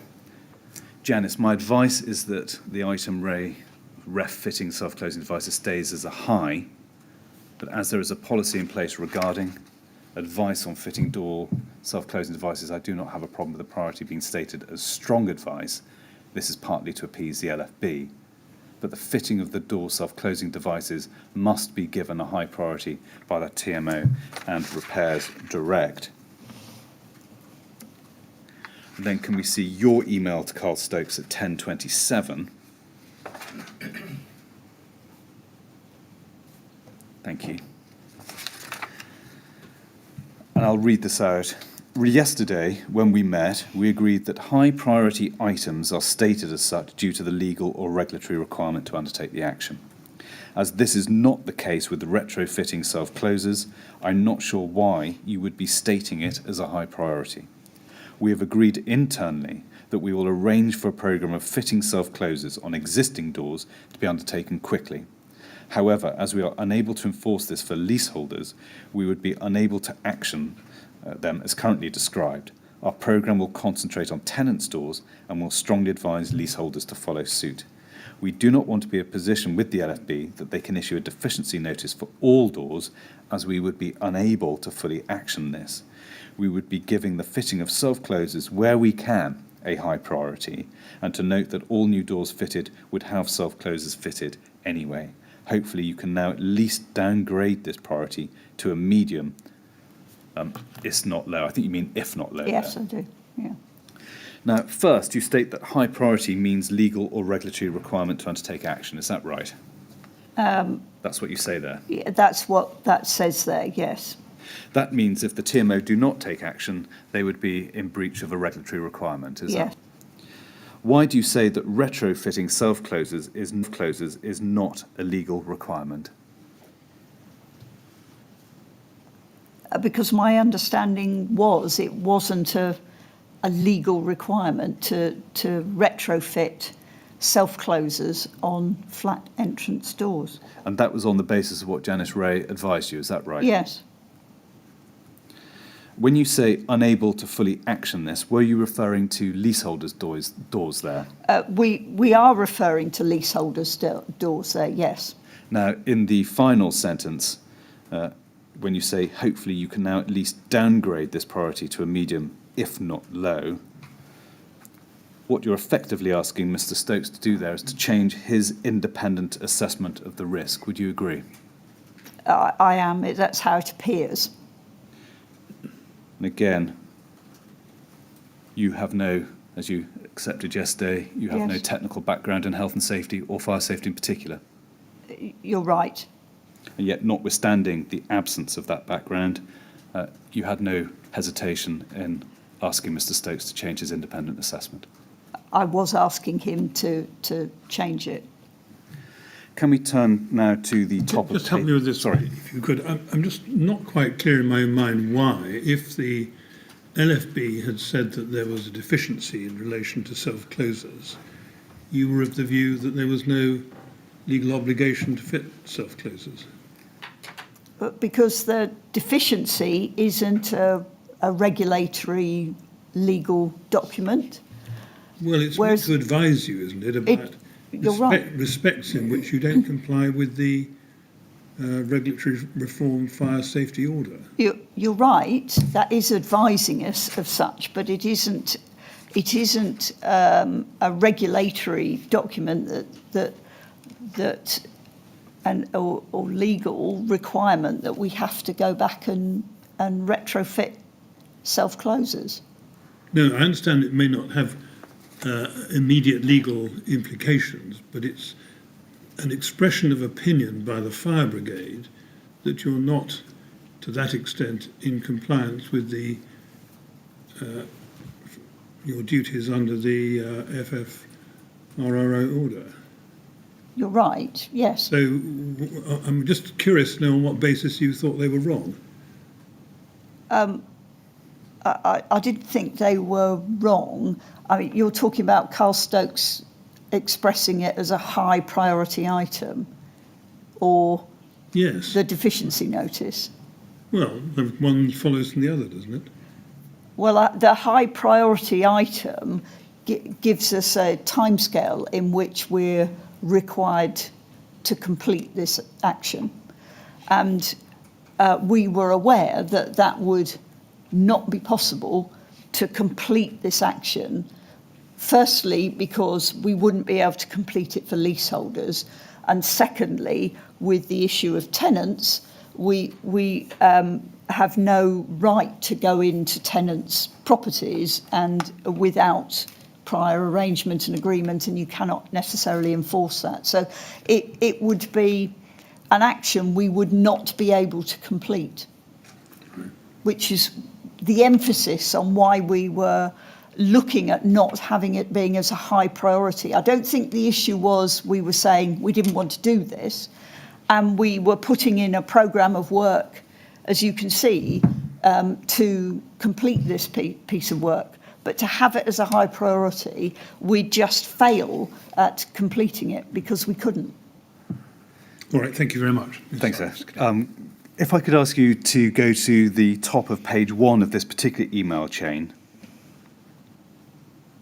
Carl Stokes has sent you the revised FRA, and you respond to him here at this email at 13:25. And you say this, Carl, you have added a new sentence in the actions to be taken under this item, which states, this is as to the agreed policy. This applies to item 12C, not 12I. We have not agreed a policy, otherwise this implies retrofitting door closers on all doors for all properties. We have agreed a plan for Adair Tower and Hazelwood, but not for any other properties. The policy to fit new fire-rated doors with self-closers applies when any door needs to be replaced due to damage, etc. Please agree that I can remove this sentence in 12I. Now, you seek as agreement that you can further alter the FRA by removing the sentence about an agreed policy from 12I. Would you accept that's a further attempt, put bluntly, to manipulate the content of the FRA? I think we were trying to make it clear what the action related to, and the FRA related to Adair and Hazelwood and not to all properties. And that's what we were trying to make clear. But isn't the difficulty here one that the chairman has touched on, and that's the policy of retrofitting all door closers was exactly what the LFB were asking you to do, and yet you were declining to do it?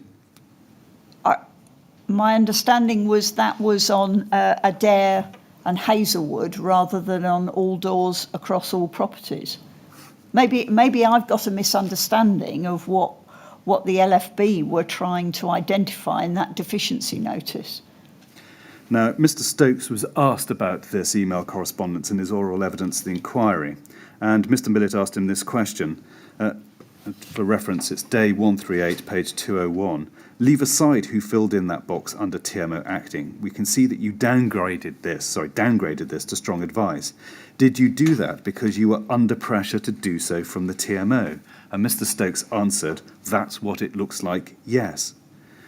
Do you agree with Mr. Stokes that the TMO pressured him into downgrading his advice? I don't think we pressured him. We discussed with him the practicality of being able to complete the action as he had stated. And after all, yes, he is our fire consultant and he is doing a fire risk assessment, but the action that he identifies needs to be something that we can actually do. Because if you try and recommend something that you can't do, then we can't do it and we'll never be able to do it.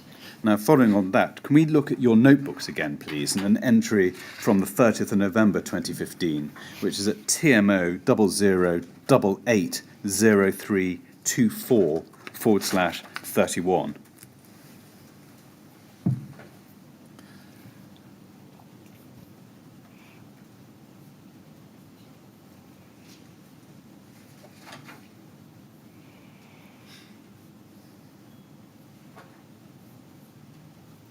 Thank you. And we see in the top left-hand corner, Telecom Rebecca, 30th of November 2015. Am I right in assuming the Rebecca is Rebecca Burton of the LSB? And you note there drafting 2 enforcement notices, Adair and Hazelwood finalise end of this week to get early next week.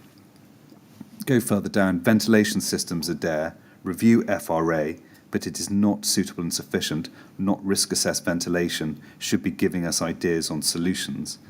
Now, just pausing there for the moment, Rebecca Burton appears to be criticising the FRA in respect of Adair Tower. Is that a fair general observation? That's a general observation. And if we go slightly further down your handwritten notes, you then say when fire occurred. And if we just read down, and please shout if I've not translated your handwriting correctly, accommodation staircase, smoke to travel to each landing, flat front doors not working, rising butt hinges, risk assessor not including risk fully, await scores. No, audit scores. Audit scores, thank you, have come out as highest level 5. Leaseholders, self-closers are required and take action. 6 months for all self-closers. Looking at each of those particulars, it appears to amount to further criticism of the adequacy of the FRAs. Is that something you'd accept? I'm not sure that it was. She certainly said that FRA was not, as she put it, was it suitable and sufficient? And then she gave me, I've written what she said, and she's identifying each of the areas or within the FRA. Yes, but following on from that, you see the bullet point roughly halfway down that page, which says risk assessor not including risk fully. The risk of facetiousness, that seems a fairly fundamental criticism of a fire risk assessor, doesn't it, Miss Matthews? That's what she's identifying from this risk assessment. Yeah. And she being the fire Rebecca, safety team leader of the LFB, the body responsible for enforcing the order. Yes. Did those criticisms coming from the fire safety team leader cause you to consider whether you should review the work or indeed the competence of Mr. Stokes? I don't think it was specifically about looking at his performance. I think there were clearly some issues about this particular FRA. I didn't get the impression that she was actually criticising his overall performance. She's looking at one FRA here and commenting on his performance on that one FRA, which in her view wasn't sufficient or fully risk assessed. Did you consider trying out, for want of a better phrase, a new fire risk assessor? I don't think I did at this point. Can we look at another email on the issue of the competence of Mr. Stokes? And could we look at CST 000-27221? And this is an email chain in relation to a fire safety issue at another TMO property. I'll just let it come up on the screen. Thank you. And if we could look at the second page and an email from Martin Dunn, an independent fire risk assessor who'd been engaged by a resident. And the email was sent at 11:54 on the 17th of February 2016. And if we could look at the second paragraph, which says this: I've copied in your landlord as a matter of urgency as the fire risk assessment, which was conducted by Carl Stokes on the 7th of January 2016, is unsuitable and insufficient, as the elementary fire safety deficiencies have not been identified by the fire risk assessor. Now, first of all, were you made aware by Janice Ray of the email from Mr. Dunn of Firecare 999? I'm not sure that I was, unless you tell me otherwise that I had an email. I only remember it because I've seen it through evidence. Let's see if anything further sort of prompts your memory. Could we go to CST 0009576? Which is, again, it's an email exchange as between Janice Ray and Carl Stokes on the 25th of February. And you'll see just above the halfway point, an email from Carl Stokes to Janice Ray. Did you mention to Barbara what the ex-Nova woman said about the FRA? I'm thinking after the Firecare 999 block comments. So the Firecare 999 blocks comments is Martin Dunn, presumably. Janice Ray then responds, I haven't spoken to her since Exober visit. Will probably brief her early next week, but intend to mention her comment. You needn't worry, she is quite a supporter of you and already thinks Firecare 999 is outrageous and needs to butt out. Having seen that email, had you had a conversation with Janice Ray about the contents of Mr. Dunn's email? I honestly don't remember that. Do you have Sorry, any... I just don't. And you have no recollection of forming the view that Mr. Dunn's comments were, quotes, outrageous, close quotes? It's, saying outrageous and needs to butt out is not my language. So I'm sorry, I don't know where that's come from. Looking at Sorry. other elements of that sentence, were you, quotes, quite a supporter, close quotes, of Carl Stokes? Well, I wouldn't say I was quite a supporter. I mean, he was our fire risk assessor at the time, and I found that if we needed advice on individual areas, I felt it was appropriate advice as far as I could assess. His fire risk assessments, to me, appeared to be sufficient as far as I was aware. So I'm not saying I'd quite put it like that, but... So is Janice Ray gilding the lily or putting words in her mouth here? I don't know. I'm sorry. I honestly can't comment on that at all. Thank you. I'm not sure I know about it. Now, can we turn to the TMO's annual health and safety report for 2015-2016, which can be found at TMO 100244405. And if we go to page 22, we see it's written by both you and Janice Ray and is dated June 2016. Is that correct? Yes. Now, if we can stay in this document but go to page 18 and paragraph 15.2 in particular, and under the heading Fire Safety, it says in the fourth paragraph down, additionally, we will be re-procuring fire consultancy and fire risk assessment services. My first question is this. Were those two separate intended procurements, i.e. fire consultancy and fire risk assessments?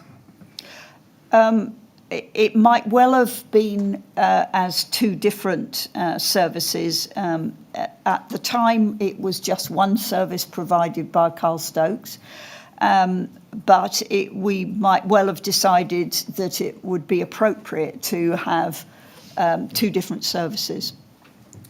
Can you remember now what had prompted the decision to re-procure two apparently different services?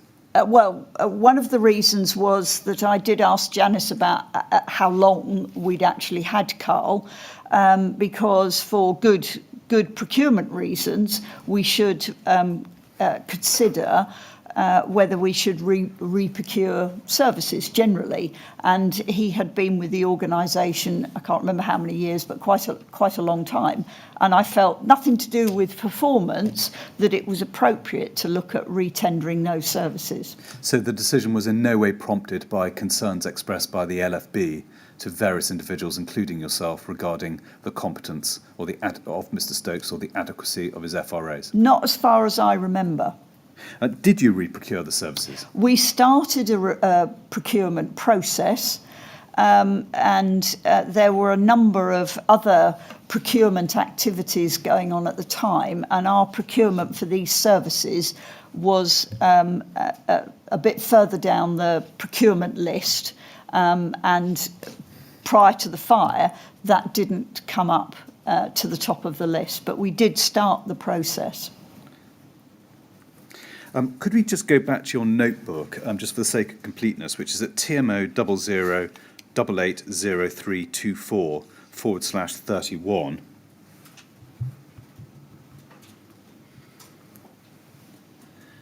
And if we can go to the bottom third of that page, and its audit scores have come out at its highest level 5.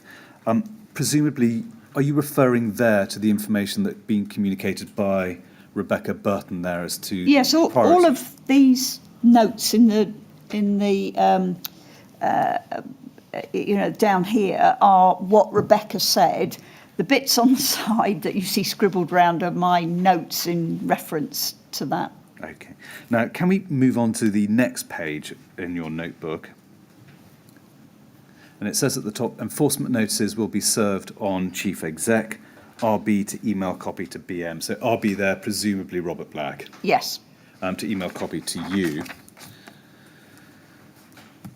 Now, you provide an email update to the board on the 4th of December 2015, and I'm mindful here that you weren't too sure of timing and what was provided to the board. Yeah. Now, we can go to that email at TMO00902920. And if we look at the second paragraph of your email, I'll let you read it first.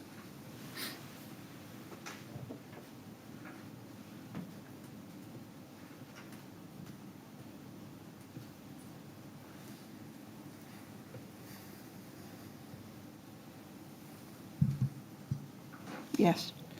Now, would you agree that there is no mention there of the deficiency notice served in relation to Adair Tower on the 12th of October 2015? No, that's correct. Can you help us as to why that relevant factor had not been brought to the board's attention? I can't.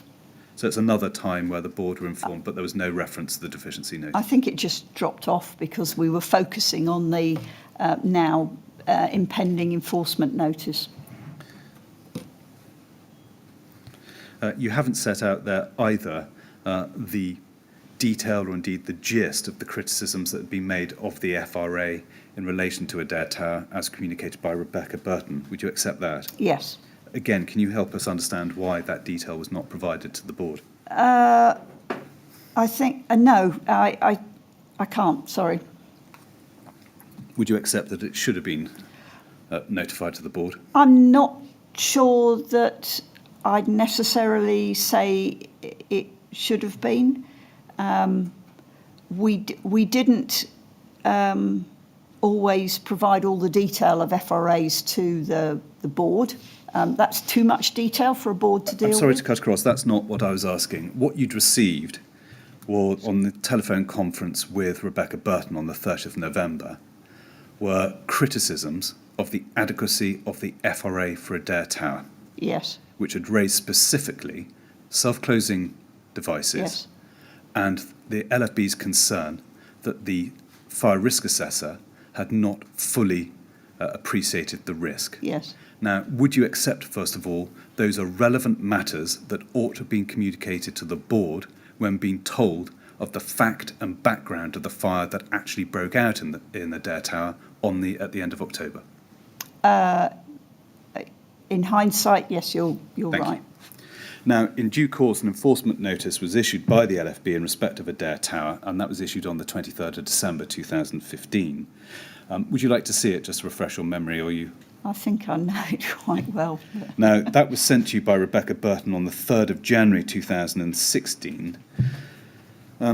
Presumably, you were not surprised to receive that. Is that a fair assumption? no, as you can see here, we were expecting it long before. Actually, I think it arrived by hand delivery as well. And you were fully aware that the TMO was given a 6-month period in which to comply Yes. with the requirements? Yes. Now, following receipt of that notice, Janice Ray had a meeting with Rebecca Burton on the 5th of January 2016, so 2 days after you received it from Miss Burton. And we can see the minutes of that meeting at TMO 00841891.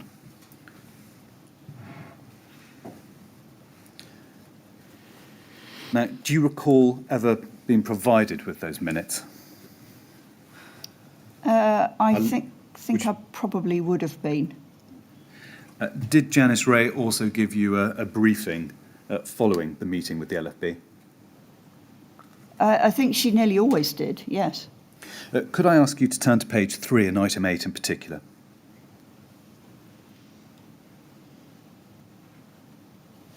You see the bottom of the page under the heading Risk Assessments. It said this: Rebecca raised her concern that our fire risk assessor sometimes makes statements which are not justified or supported and that FRA reports need to include justification for statements made. Now, did Janice Ray raise that particular issue with you regarding the LFB's concerns regarding Carl Stokes? Well, it's in these minutes, so we would have gone through the items. Now, Janice Ray sent an email summary of this meeting later the same day, and we can find that email summary at TMO 00840451. And I think it may be useful to look at certain excerpts from that email. Now, first of all, can we turn to the third and fourth points? I asked for confirmation that this notice related exclusively to this block, and I was advised that although this was technically the case, the LFB view is that standards we are applying to one block should generally be applied across all blocks. Now, given the proximity of the deficiency notice to the fire and the issues encountered during that fire, the need to fit self-closers was self-evidently urgent across all the TMO stock, wasn't it? I think that's what's coming out of this, yes. And it's clear what's coming out of this, isn't it? I mean, you can see it says she was advised, although it was technically the case, they were expecting us to apply it generally across all the blocks. It's a bit, in my view, a bit vague.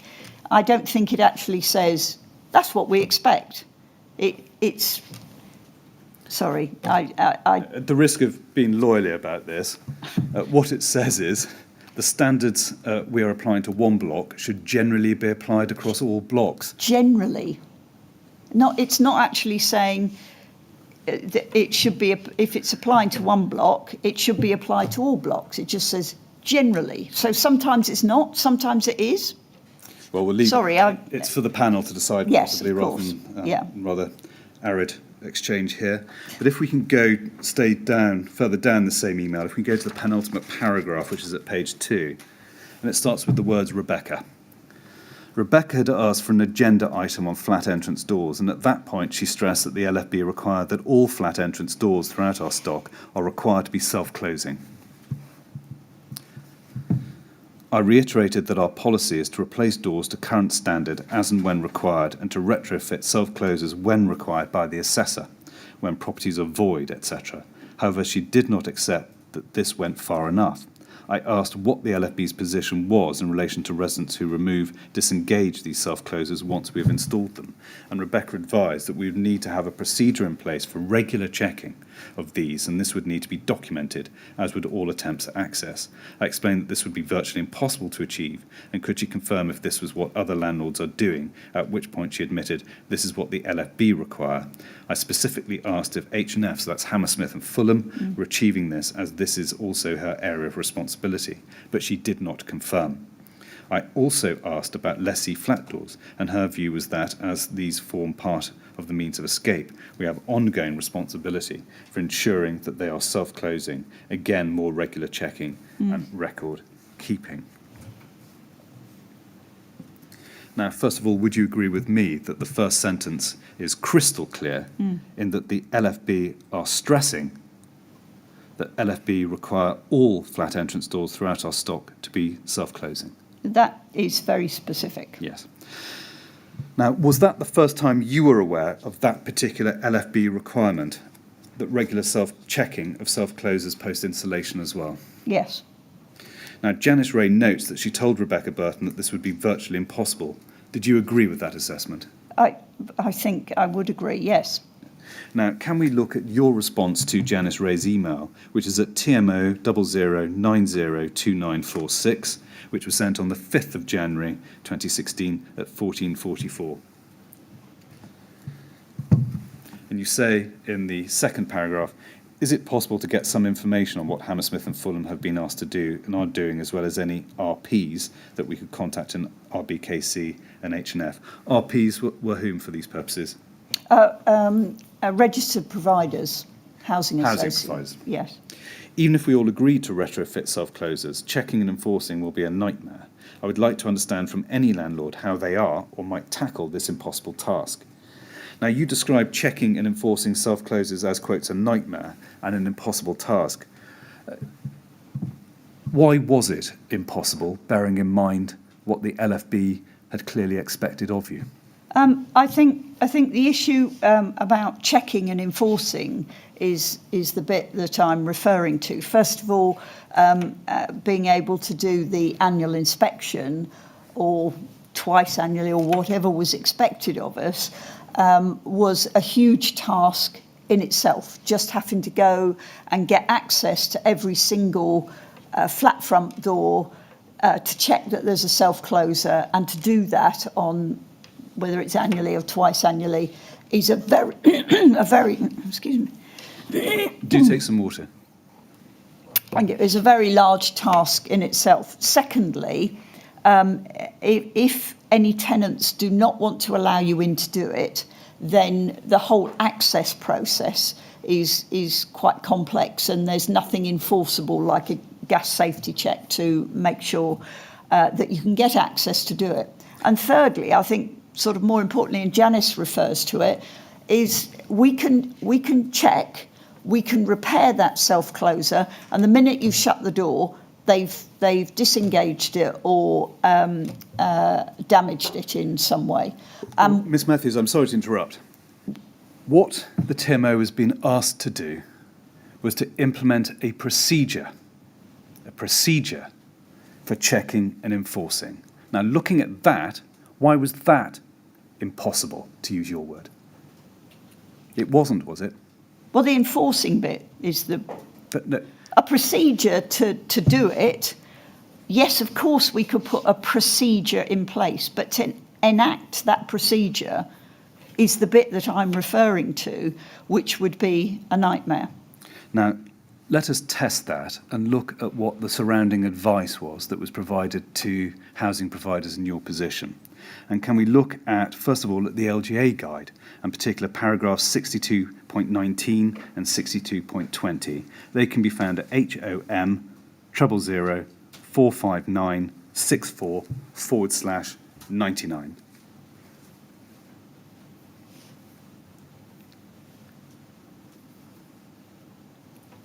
Now, could I ask you to read to yourself point 19 and point 20?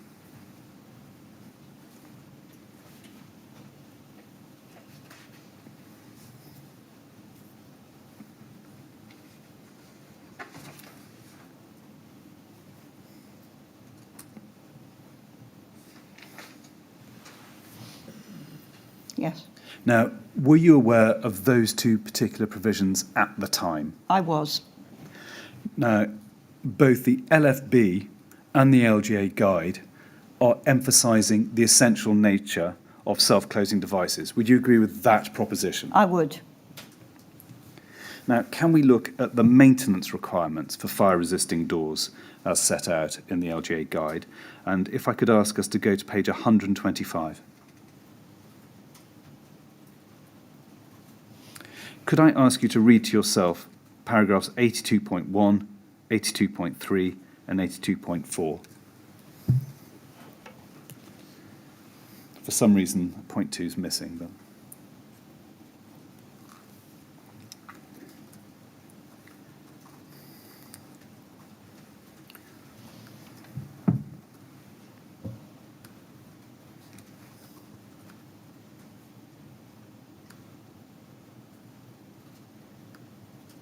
Yeah. would you agree that what the LFB was asking you to do was what was advised by the LGA guide? Yes. So the practical effect was that you were resisting both LFB advice and the LGA advice. Resisting. I think we were suggesting that it would be very difficult to do that maintenance. This is, you're quite right, this is in the guide.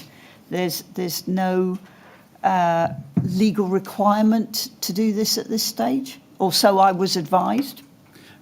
Would you accept at least this, that there is a weight of advice coming from the LFB, the enforcing authority for the order, and the LGA guide, which was specifically written to assist discharge of fire safety obligations in relation to residential buildings? Yes. There's a weight of advice as to what maintenance required to be done in respect of Yes. self-closing devices.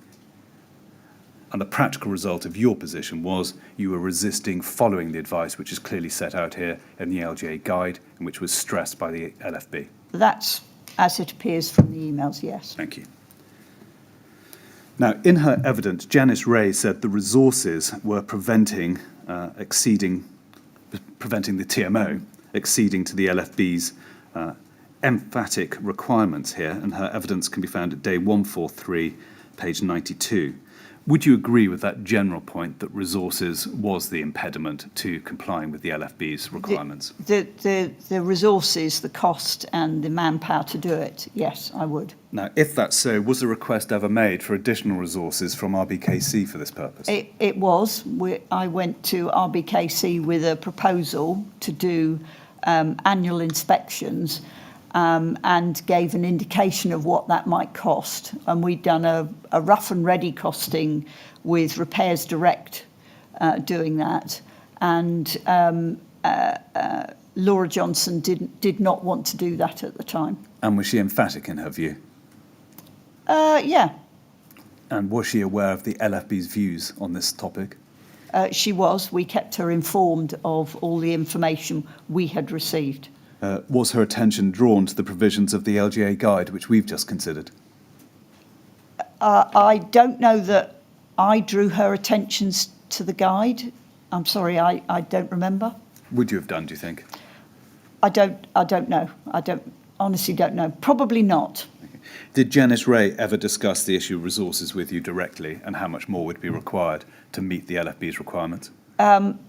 Because the inspecting regime and repair regime here would have been a repairs or like a contract, it wouldn't have been something that Janice would have raised, but she was aware, if not part of, the discussions about how we might go about this. Thank you. Can we next look at an email you sent on the 12th of January 2016 to the members of the TMO board in relation to the Adair Tower enforcement notice, and that can be found at TMO 00840461.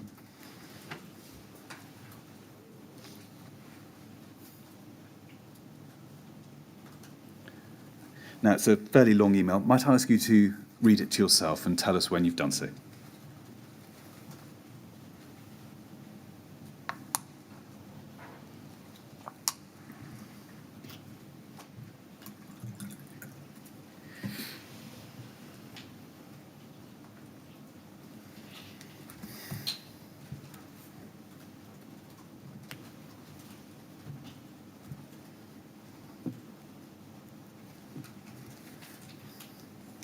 Yeah.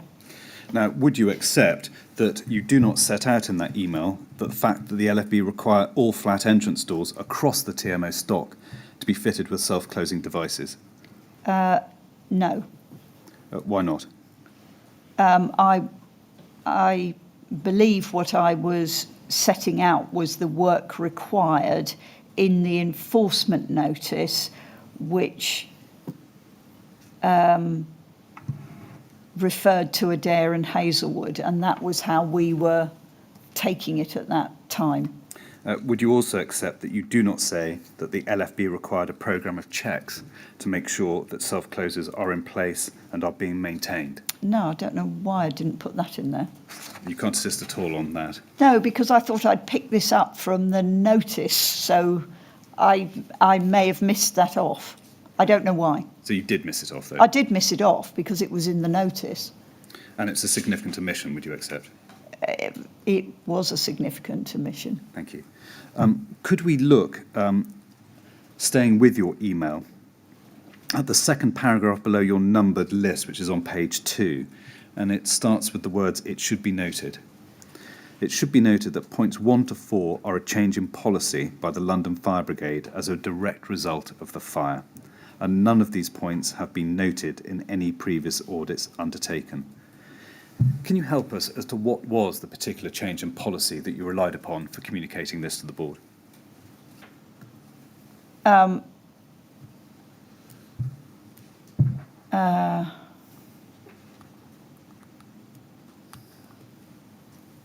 I actually think that was what we were advised when we I can't remember where this came up, but I remember a discussion about why these items came up now and not previously. And we were advised by the LFB, and I really, can't remember, that it was as a result of the fire that there was this change in policy. Maybe I've used the wrong word, policy. Maybe it should be change in view by the London Fire Brigade, but it was certainly something that they were going to use going forward.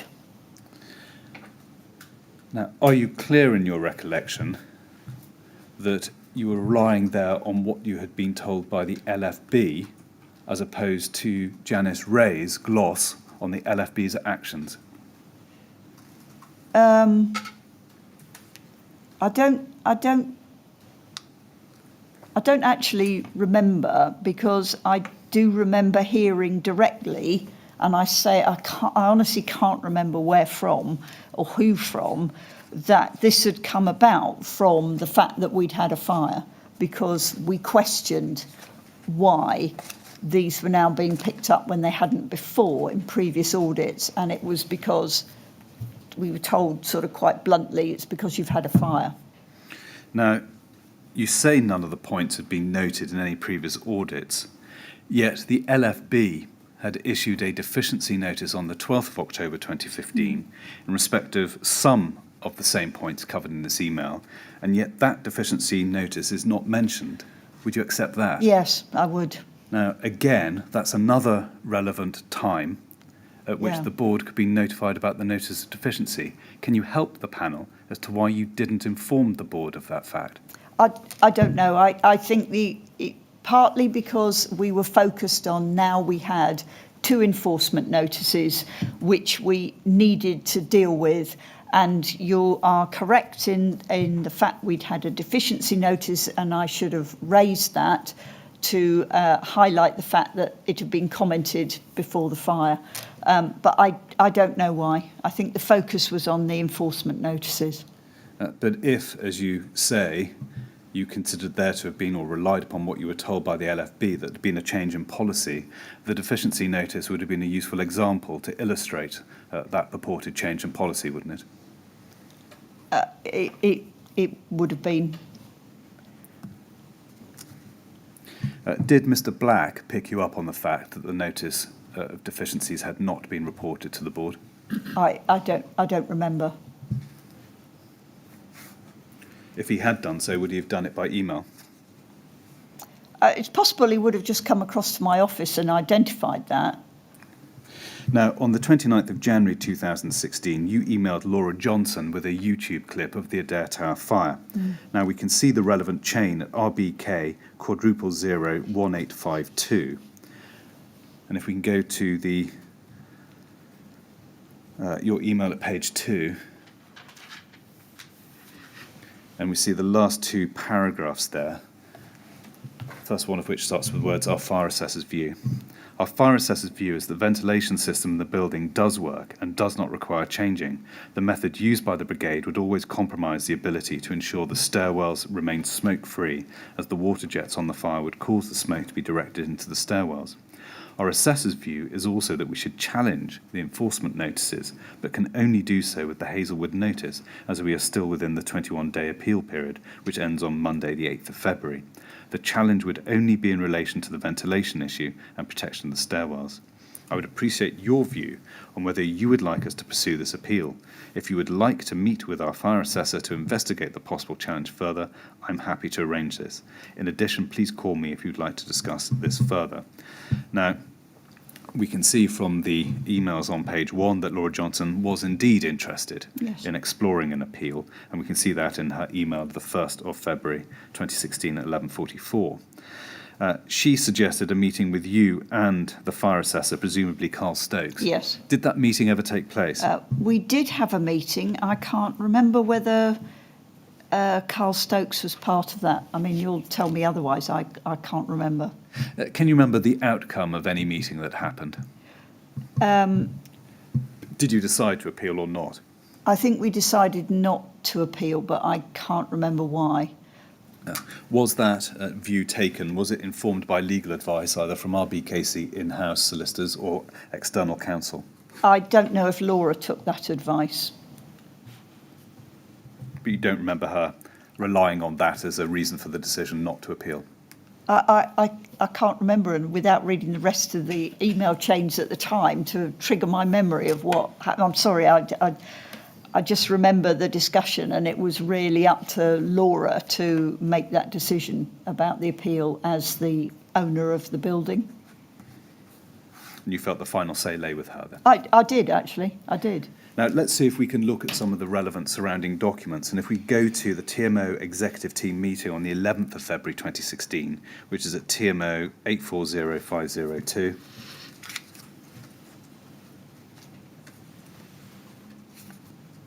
And if we can go to the second page, item 3, and the second paragraph under that item. Fowler saying that the board will want reassurance from RBKC, seen by Laura and Nicholas Holgate and the Fire Brigade, happy with everything, protected roof as the smoke test. Robert and Barbara want clarity from the strategic part of the Fire Brigade. RBKC don't want to do this work if not required. Fowler reputation of RBKC and TMO, everything to be addressed. Board may say a lot in the press about fires. Our fire risk assessments are all okay. RBKC a key partner, and we do what they want. Paper at the next board meeting will be in the open section. Now, looking at the sentence, Robert and Barbara want clarity from the strategic part of the Fire Brigade. RBKC don't want to do this work if not required. On what particular point were you seeking clarity from the strategic part of the LFB? Let me have a look.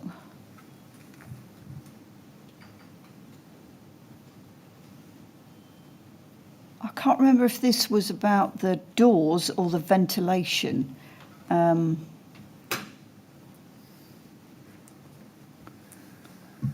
will want reassurance from RBKC.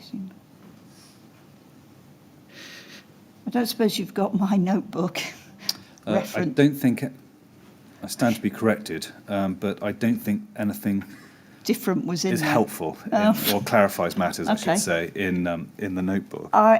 I can't remember whether it was the ventilation or the doors. It appears to be about inspecting the doors. So it's the maintenance regime. I think it is. Presumably you hadn't consulted the LGA guide then for... Well, Independent guidance at that point. not at this stage. We were talking to RBKC about the issue. Why didn't RBKC want to do this work?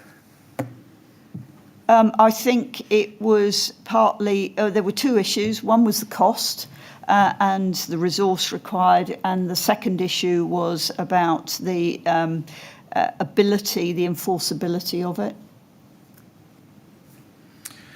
The sentence that says our fire risk assessments are all okay. On what basis did the meeting form that view? I can't answer that now. I can't remember the rest of the discussion. Did that statement reflect your view at the time? Well, there's no doubt that my view would have been part of that, but it wouldn't just be myself. Obviously, Sasha is another key person in this.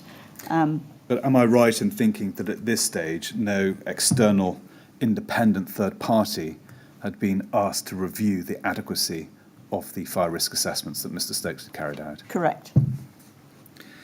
The sentence that says RBKC a key partner and we do what they want, would you accept that the latter part of that sentence is a somewhat servile statement? Well, it is, because we were their managing agent. So as the freeholder and landlord, we were managing the properties on their behalf. If they chose to tell us to do a particular thing, we had to follow that. If they didn't provide the funding to do something, then we couldn't do it. Did it occur to you, or was it a point that was mentioned at all during this meeting, that the TMO was a separate corporate entity to RBKC, and the TMO had its own health and safety and fire safety obligations to discharge?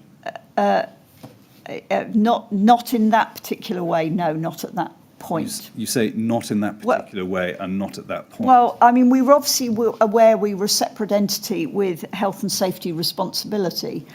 But as we said before, we shared that responsible person because RBKC owned the building and the budget, basically. But you shared the responsibility, but you did what they wanted. Well, yeah. Now, can we look at what happened at the board meeting in March 2016? And the minutes can be found at TMO 100-13646. And could I ask us to go to page 2 and item 9? And it's the Chief Executive's report. And could I ask you, rather than everyone having to listen to me again, to read 9.1 and 9.2 to yourself? And if you could tell me when you've done so, and then I can ask you some more questions. Could you turn it down? Thank you.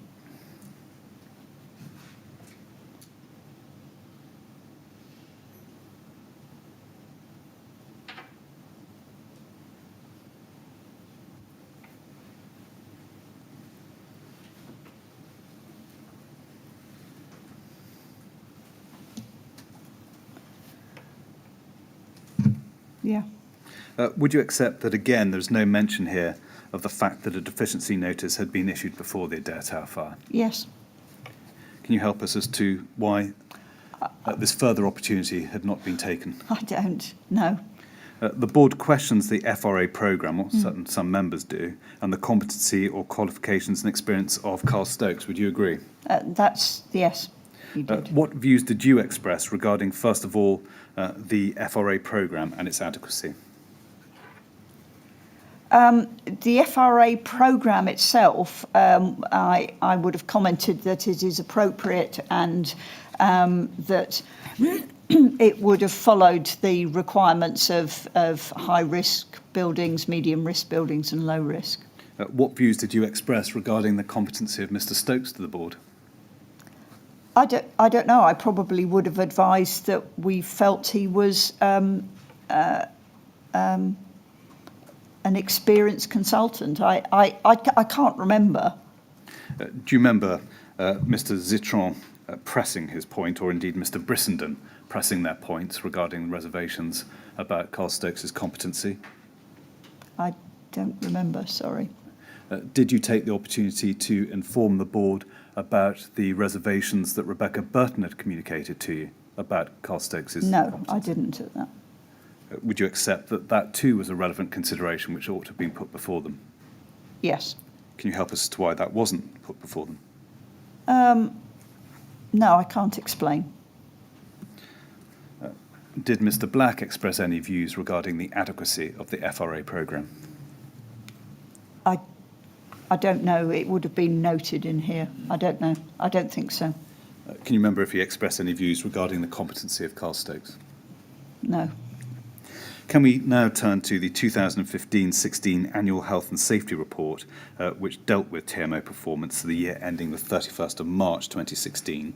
That can be found at TMO 008403.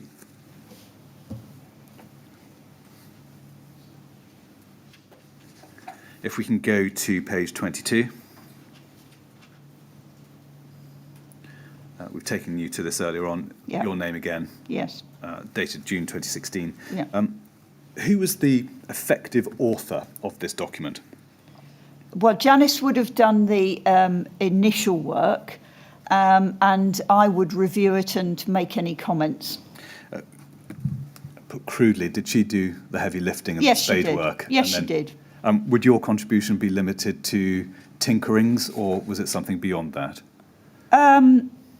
Sometimes it would be a bit more context or elaboration, but I suppose in that sense, most of it you'd say was tinkering. I can't remember all the changes that. I mean, there were a number of changes in this document, some of which that I'd initiated through discussions elsewhere. Now, can we turn to page 6 and paragraph 7.8? This is a section entitled Engagement with the LFB. And if we look at the start of that, in the second paragraph, it says 2 LFB enforcement notices were received this year. These followed a fire at Adair Tower in October, and these will be discussed in detail later in the report at point 9, fire safety. 6 notices of safety deficiencies were received. 5 of these were issued on the same block and related to small quantities of stored items within 5 of the communal staircases. So the 6th notice was that concerning Adair, is that right? That was, yes. And that's not expressly mentioned here. No, it isn't. I don't know why. Can we turn to page 11?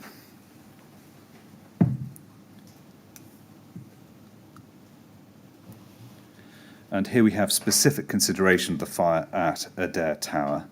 I'll let you skim read what is set out there, but again, there is no mention of deficiency notice being issued before the fire. No. Would you agree with that? No, it isn't there. Can you help us to why it wasn't mentioned? I think that was reporting the actual fire. Okay. Now, just to, for context and to assist you here, can we go to page 21 and paragraph 16.2? And you say there, whilst we received our first ever enforcement notice from the LFB in this period, it should be noted that these were in relation to a non-accidental fire. Further, this building had been audited by the LFB inspecting officer the month before the fire, and while several recommendations were received, no comments were made about the ventilation arrangements, the significant factor in the notices. However, we are committed to meeting the LFB requirements within timescales agreed with them, and this work is on track and progressing well. When you refer to recommendations from the LFB inspection officer, that's euphemistic, isn't it? You're substantively referring to the notice of deficiencies. Yes. Why didn't you say that? I don't know. Isn't the reason because you're seeking to downplay what you call the significant factor in the notices, the lack of self-closers and the absence, the lack of self-closers? I didn't think that was what we were doing. I'm not sure why it was written like this and it wasn't made clearer. Is this one of the paragraphs that you tinkered with? I doubt that I would have gone in and said, no, we're not going to mention the deficiency notice. That isn't my style. Well, would it be your style to prefer to gloss particulars in a notice deficiency and call them recommendations? No, that isn't my style either. But it's what's happened here, isn't it? It is how it's been expressed here, and I'm not sure why.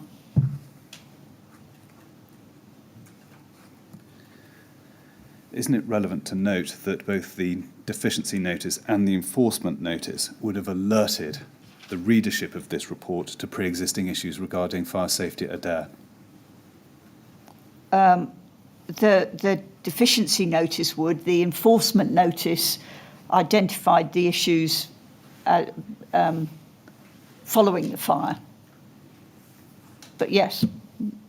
Now, a TMO executive team meeting took place on the 5th of October 2016, and we can find that at TMO 00843861. And if we turn to page 2 and item 3.2.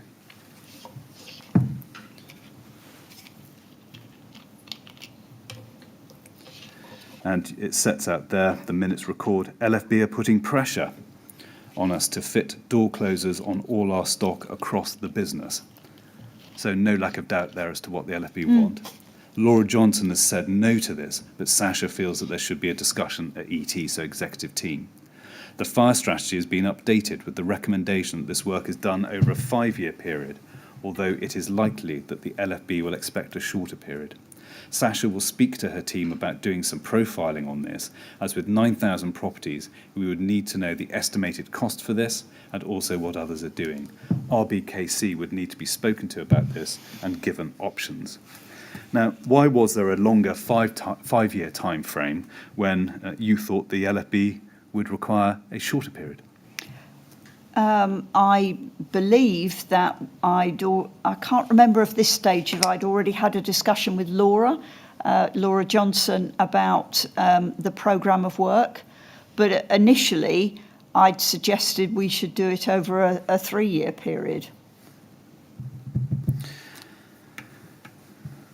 Now, a deficiency notice was served by the LFB in relation to Grenfell Tower on the 17th of November 2016, following an LFB inspection. Now, can we go to that notice, which is at TMO 100-17254?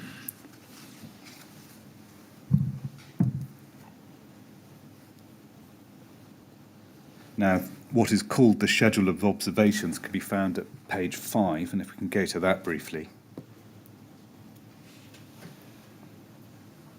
And over the next 2 pages, if you take it from me, the LFB required action on the following points. In respect of Article 11, the multiple items in the common parts, several fire doors did not fit fully into their frames, and there was a breach in the services duct.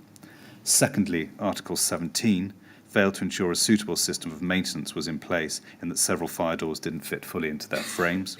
Thirdly, Article 17 again, failure to maintain the protected route in an efficient state, in efficient working order and good repair, in that the protected route had been compromised by the fitting of doors that didn't close.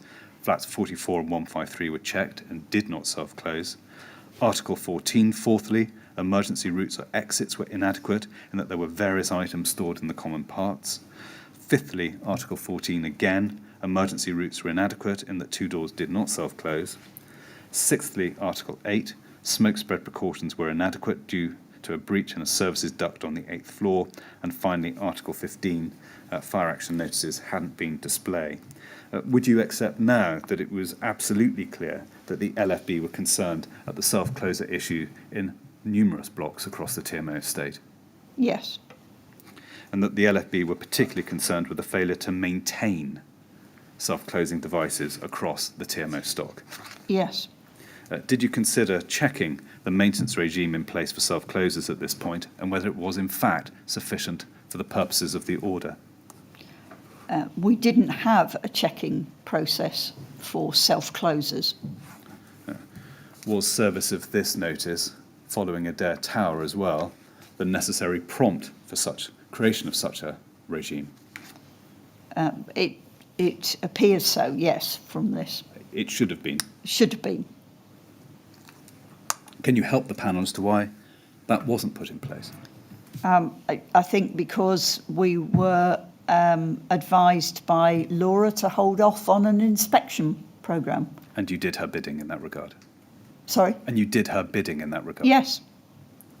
Now, can we look at the next email sent on the 1st of December 2016 from Janice Ray to Celia Chaliscan regarding funding of self-closers to all doors? So it follows on from the point you've just made. We find that at RBK *02166/2.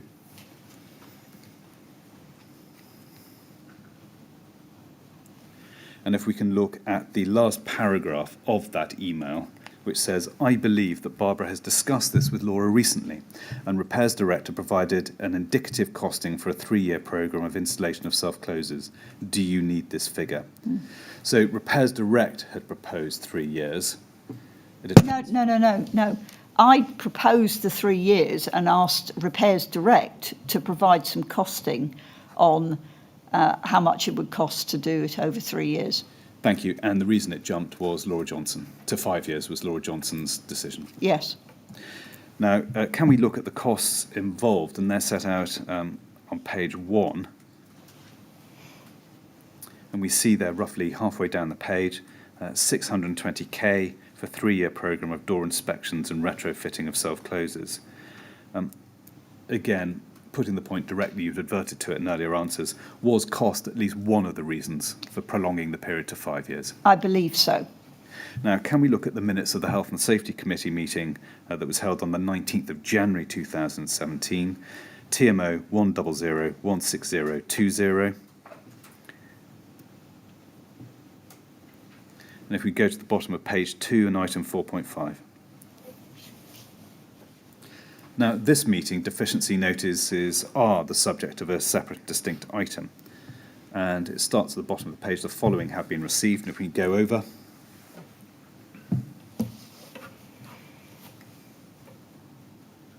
Lonsdale House, requirement for a maintenance regime for self-closers.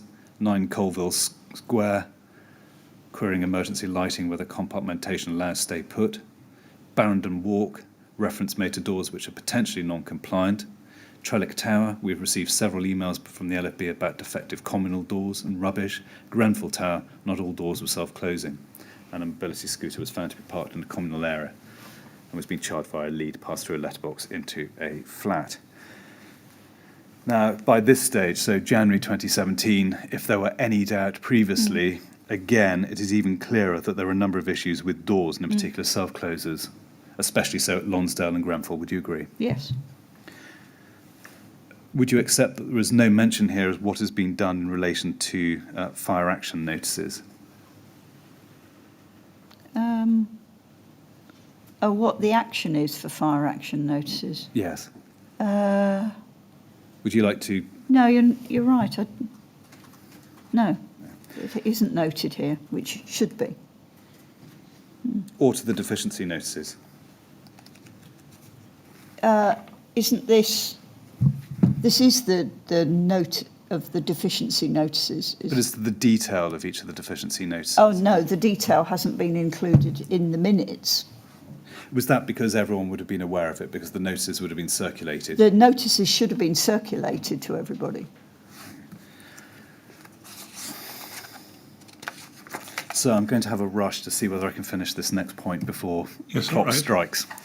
There's a joint management meeting on the 1st of March with 2017 with RBKC. Now, Janice Ray prepared a paper for that meeting, which we can find at RBK quadruple 00988. If we could look at that briefly. Can you remember whether you checked that paper or reviewed it in any way before it was sent on to RBKC? I would have done. Did you present that paper, can you remember, at the joint meeting? I probably did. Now, if could we look at item 2?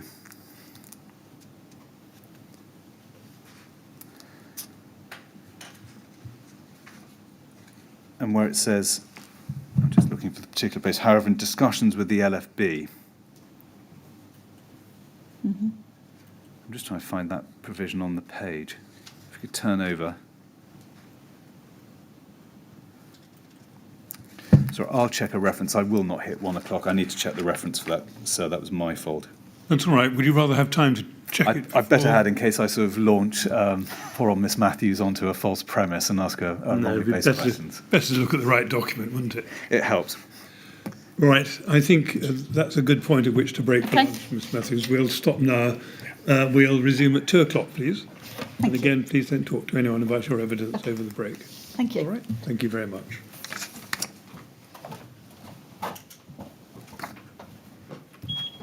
Good try, Mr. Kinnear, but never mind. I failed. Don't worry. Thanks, sir. 2 o'clock then, please. All right. Thank you.